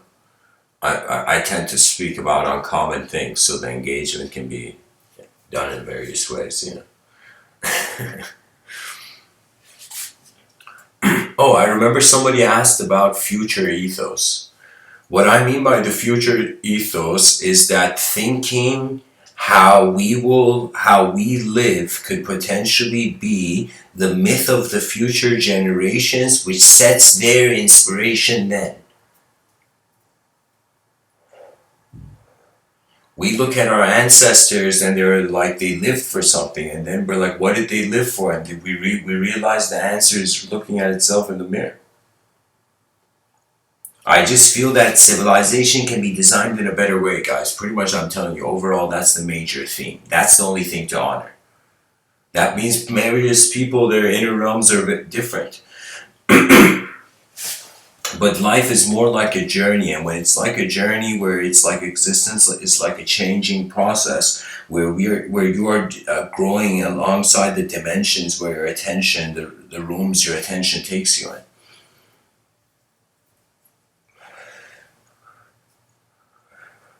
That means honestly, after eating, drinking, and just physical movement, the next great thing we can do is communication, really.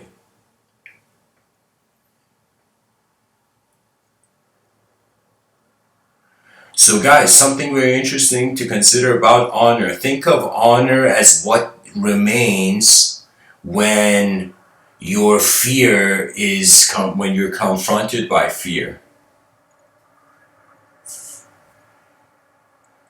That means there's like every person has their, what I call, principal universal philosophy. Their primordial axis of dualistic conception.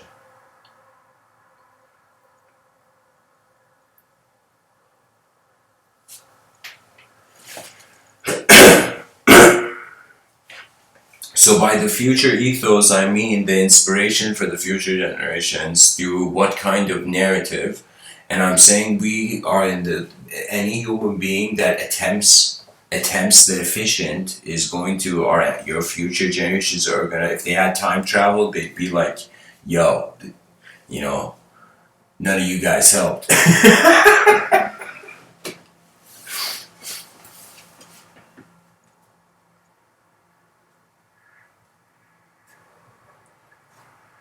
You just honor the unknown potential that every person, every child you've seen in a poverty commercial could have been the next Einstein. And it's messed up how human mind, it's like we have to treat human beings like they're tourists in a world.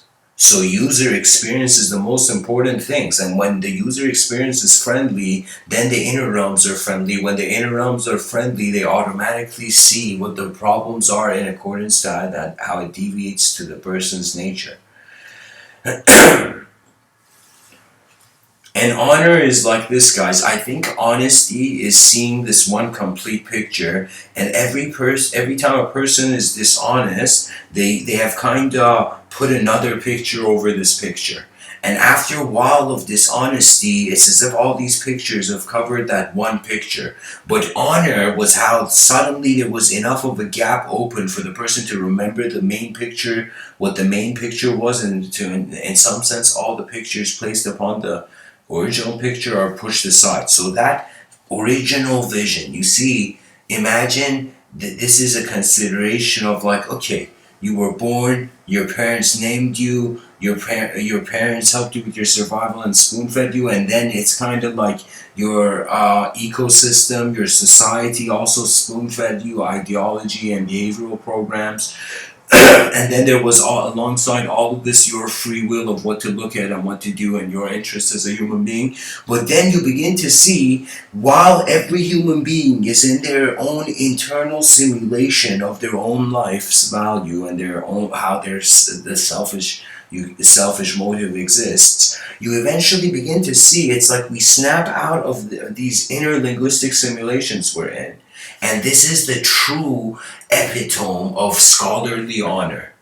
That means, like, It's like sometimes when I remember when I saw Jordan Peterson and Sam Harris speak, it was not just an incredible moment in history. It was just an incredible moment where we saw the respect for the bigger picture in both sides.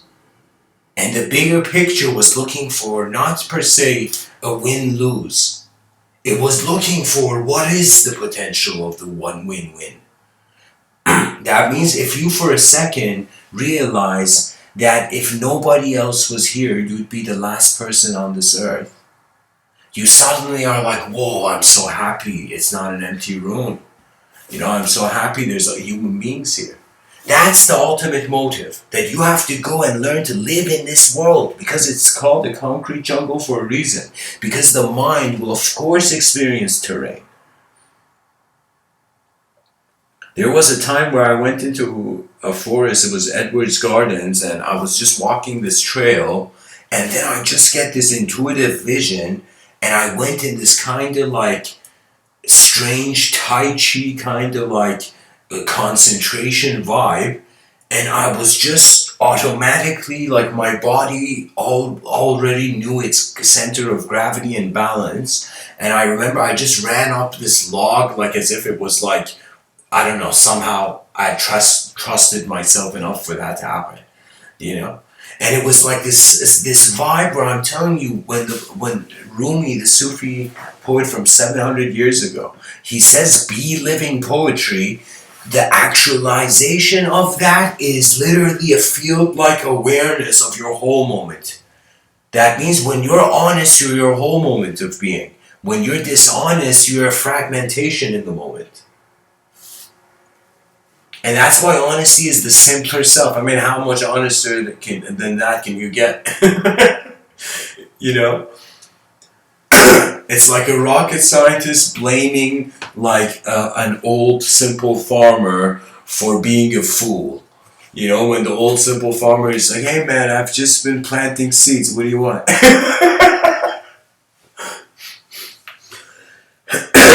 We have to honor the mind. That means any human being you see, strangely communicate to them as if you are speaking to their greater self. When I say their greater self, I'm not saying don't be deluded or something and not see if a person is who they are. I'm just saying on some level realize there's two options in communication. Either you're painting the efficient picture or the inefficient.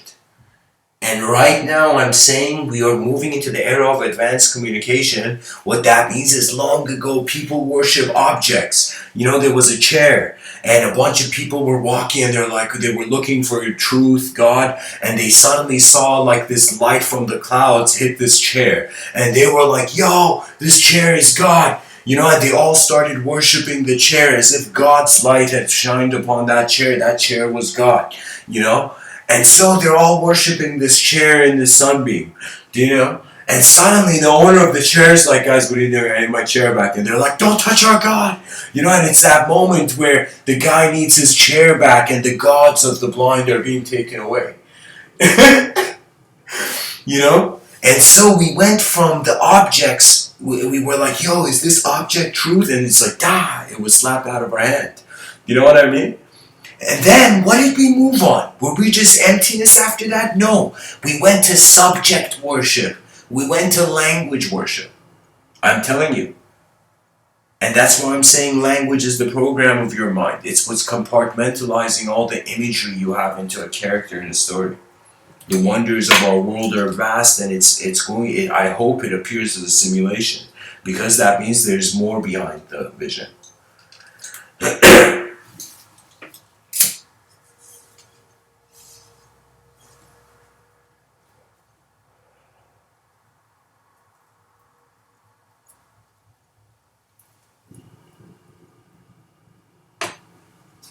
Anyways, guys, I think I should end the talk here. I hope this talk was helpful. Pretty much the vision is, like, we want to live in an advanced civilization. It's we've already seen animal savageness. We kind of evolved from there. So the only really interesting thing is left, that after we all imagine everybody became a billionaire, like, okay, great, everybody's a billionaire. Now what? And then we would see it would go on towards collective efforts. So after you have lived through your own eyes, you will start living through the eyes of the world, and that is the wisdom of eons found in an instant, really. So, anyways, guys,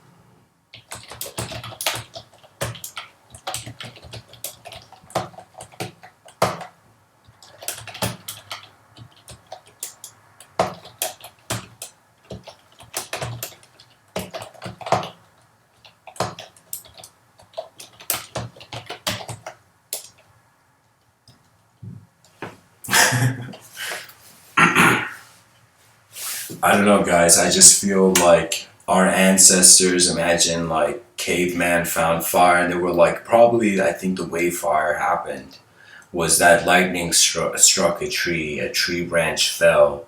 The tree branch fell, that ape carried that tree branch and threw it on a bush somehow, and that bush got on a fire, and everybody somehow found some parts of the bush.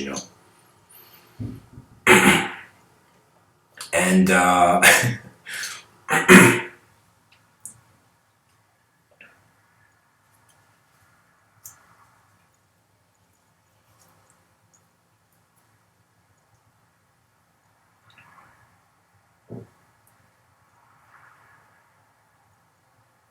honestly, it's like novelty is the greatest guide, really.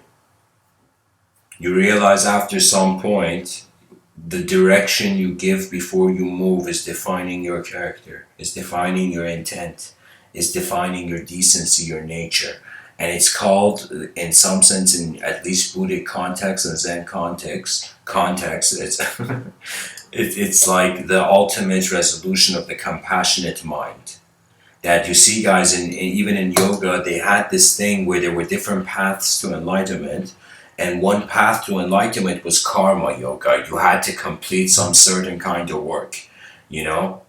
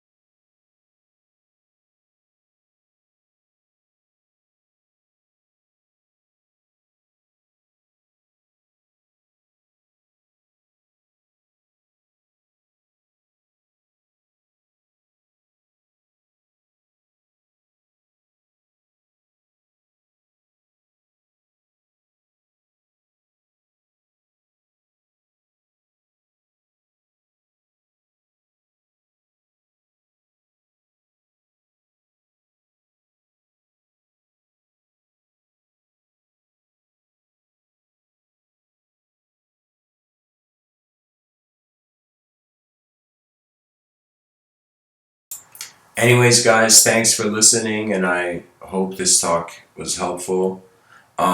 Something I gotta inspire. Listen, in regards to the mind, you have writing is a very unique synchronization. I think it's the perfect activity that balances the left hemisphere and the right hemisphere.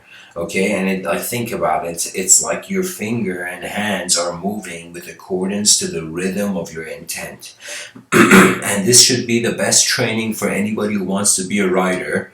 Go take an empty piece of paper, okay, and just look at it, and then just put a pen on the table and look at it for a while, and then put the pen on the piece of paper and look at it, and after a while look at your clock, and then realize time is moving forward, and then you will look at the empty page, and that's when you realize the uncharted territory of the inner realms that man has yet to explore. That I think it's a blessing if people share, if people communicate, and it's more refreshing if it's in a sense where we're kind of realizing it's not a battle between systems right now. Like in civilization 1.0, institutions are like chain titans fighting with one another. Like the educational system and the economical system are fighting with one another in some strange way. So it's as if, like, from this savageness of the concrete jungle, we will move into, in some sense, the civilized sky city. We'll go into a mindset where we will be the observer of the activity. And then it's as if, like, how am I being, how I'm observing the whole moment. Like right now as I speak, like I remember when I was sitting on a rock, as I was saying, like in Edwards Garden in 2011. When I was sitting on that rock, I asked myself, who am I? And then I realized I got an answer. A thought came to me of who I am. Then I asked myself again, who am I? And then another thought came. Then another thought came. Then another thought came. Then I'm like, how am I these thoughts then? I'm not these thoughts. They keep changing. So I realized the self is unknown.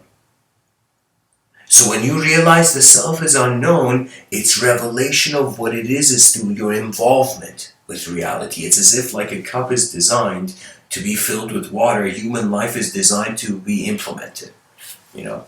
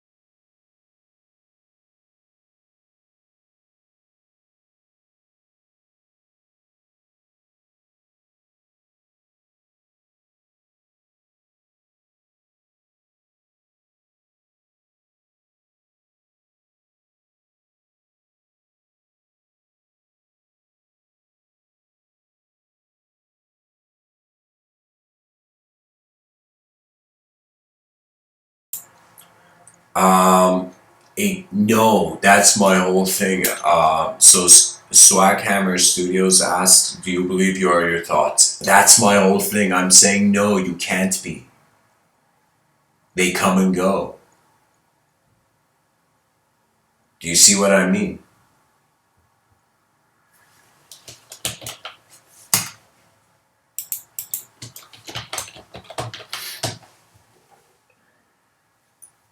So that's the thing, guys. Thought is just attention to form. And its attention to form reflected subjectively as a deviation from reality.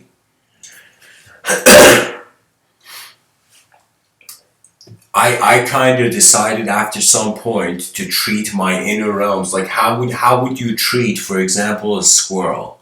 You know, you don't do anything. The squirrel's just in the tree and you watch it. You observe it with the nature of the garden. You tap into the nature of the garden.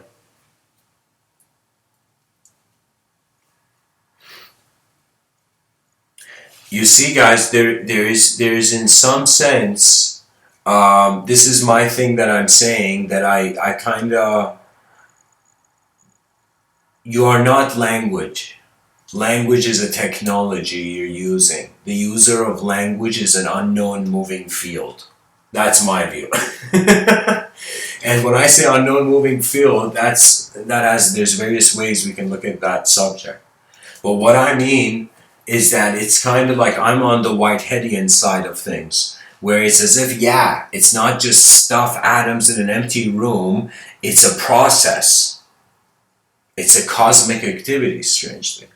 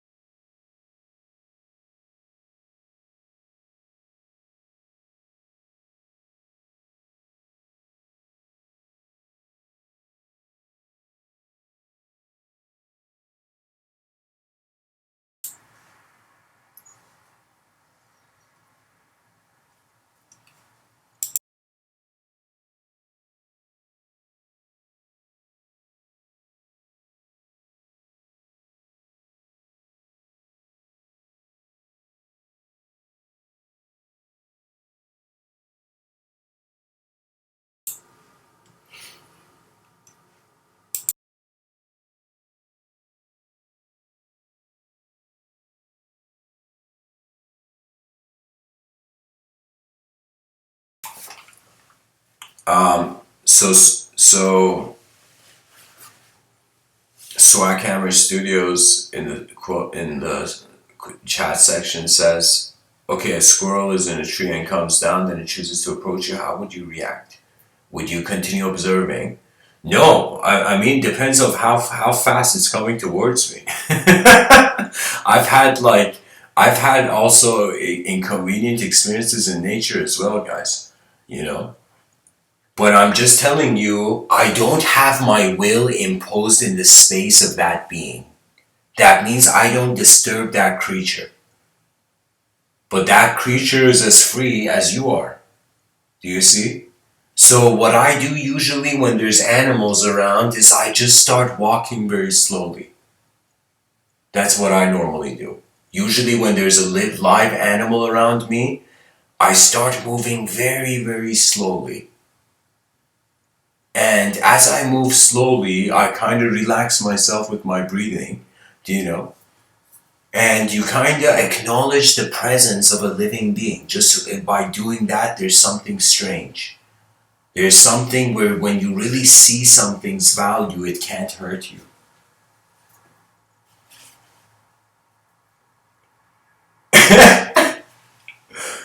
So guys, in that case, I don't know, you gotta learn from some techniques from Bruce Lee if the animal is too savage, I don't know. I mean, you can't be like Dalai Lama when a bear is attacking you. You can't be like, I will defeat this bear with compassion, you know? The bear's like, sorry, Dalai Lama, this is not the place.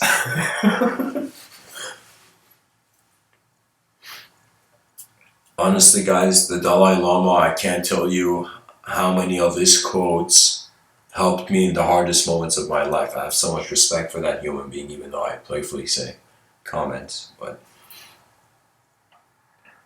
you see, guys, it's just like, look at this wallpaper I've chosen. I don't know who the artist is, but we should slow hand clap for the artist. This wallpaper, look at this warrior's face. Look at her, look at the depth she is experiencing. Like, this is totally abstract what I'm saying, but I'm saying like we can totally see as if she's lost something. And you see one of her eyes is in the shadow and one of her eyes are in the light, as if she sees the inefficient and the efficient, you know?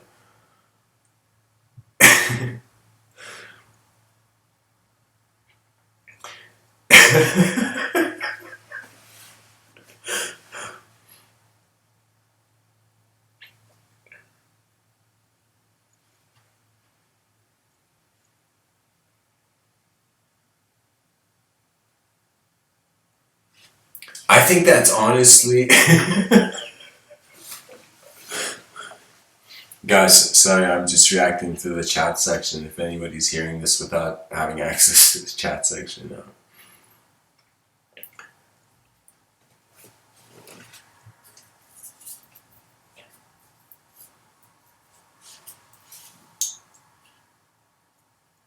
you see, guys, it's just vision. That's it. That means really, if you want to get any sort of supernatural about anything, you're just going simpler into just being energy. The more you feel your energy, the more your mind suddenly sees oneness everywhere. You're like, yeah, I'm made of energy. Everyone's made of energy. We're all in an ocean of energy. You know? And so in this ocean of energy, do you know we have suddenly become conscious and individual? So for me, it's not just about oneness. I mean, love is important. That's Bhakti yoga. Bhakti yoga is when you surrender the chaotic complexity and you just abide by your simple order. But karma yoga is literally where the world building takes place. And karma yoga is when in some sense, how the road of history is being paved.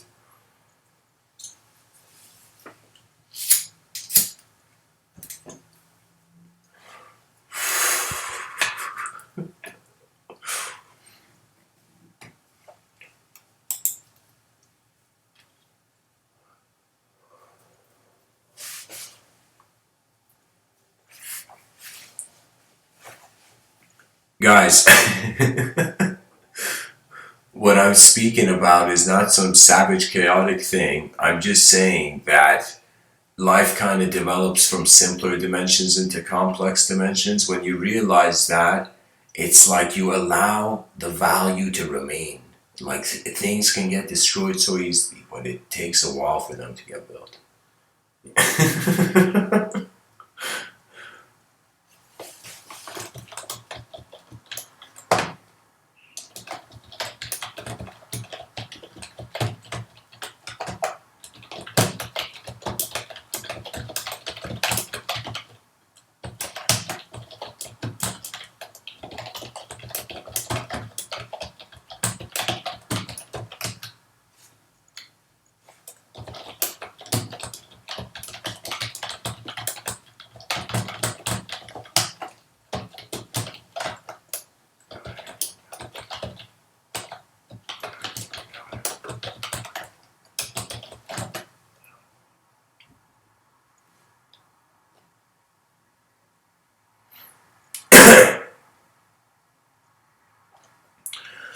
Oh my god.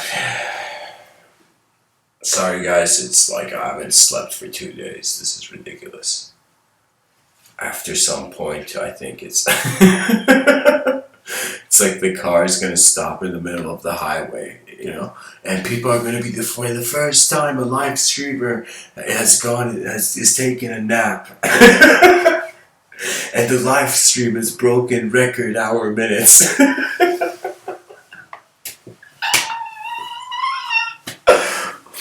Guys, that would be such a joke way of kind of breaking like the Guinness World Records. It's like giving the biggest live stream, but you're just sleeping in the live stream. Technically, it's a live stream. Technically, it's like that's the longest podcast ever. But I'm joking. Sometimes, again, the whole point: importance keeps you up. What's important is worth living for, really.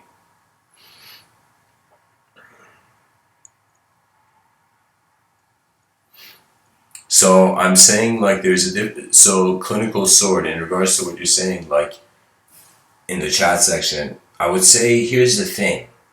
Right now, I can look at like this cup and be like, this cup is evil. Now that's the morality of my inner realms. Or I could look at this cup and I'd be like, this is a holy grail. This is angelic. Do you know? So in some sense, it becomes a situation where I am imposing my morality on the phenomena and thinking it's the phenomena. That means the impression you get of people is never them. Their eyes see themselves differently. So that's what I mean. That means the morality of the inner realms is not enough. Do you know your inner realms can justify anything? You know, you can justify anything. You can one day just, let's say, like be that guy who started a religion called orange juice. That's it. You just drink orange juice and that's the ultimate life. It's like orange juiceism has taken the world, you know? Even like governments are enforcing everyone to drink orange juice because that's the faith of the nation. But you know what I mean, guys? I'm being playful here, you know? I'm reaching that kind of late night euphoria, you know?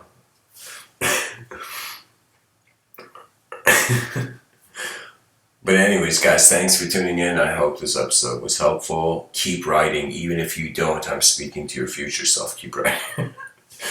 Much blessings and all.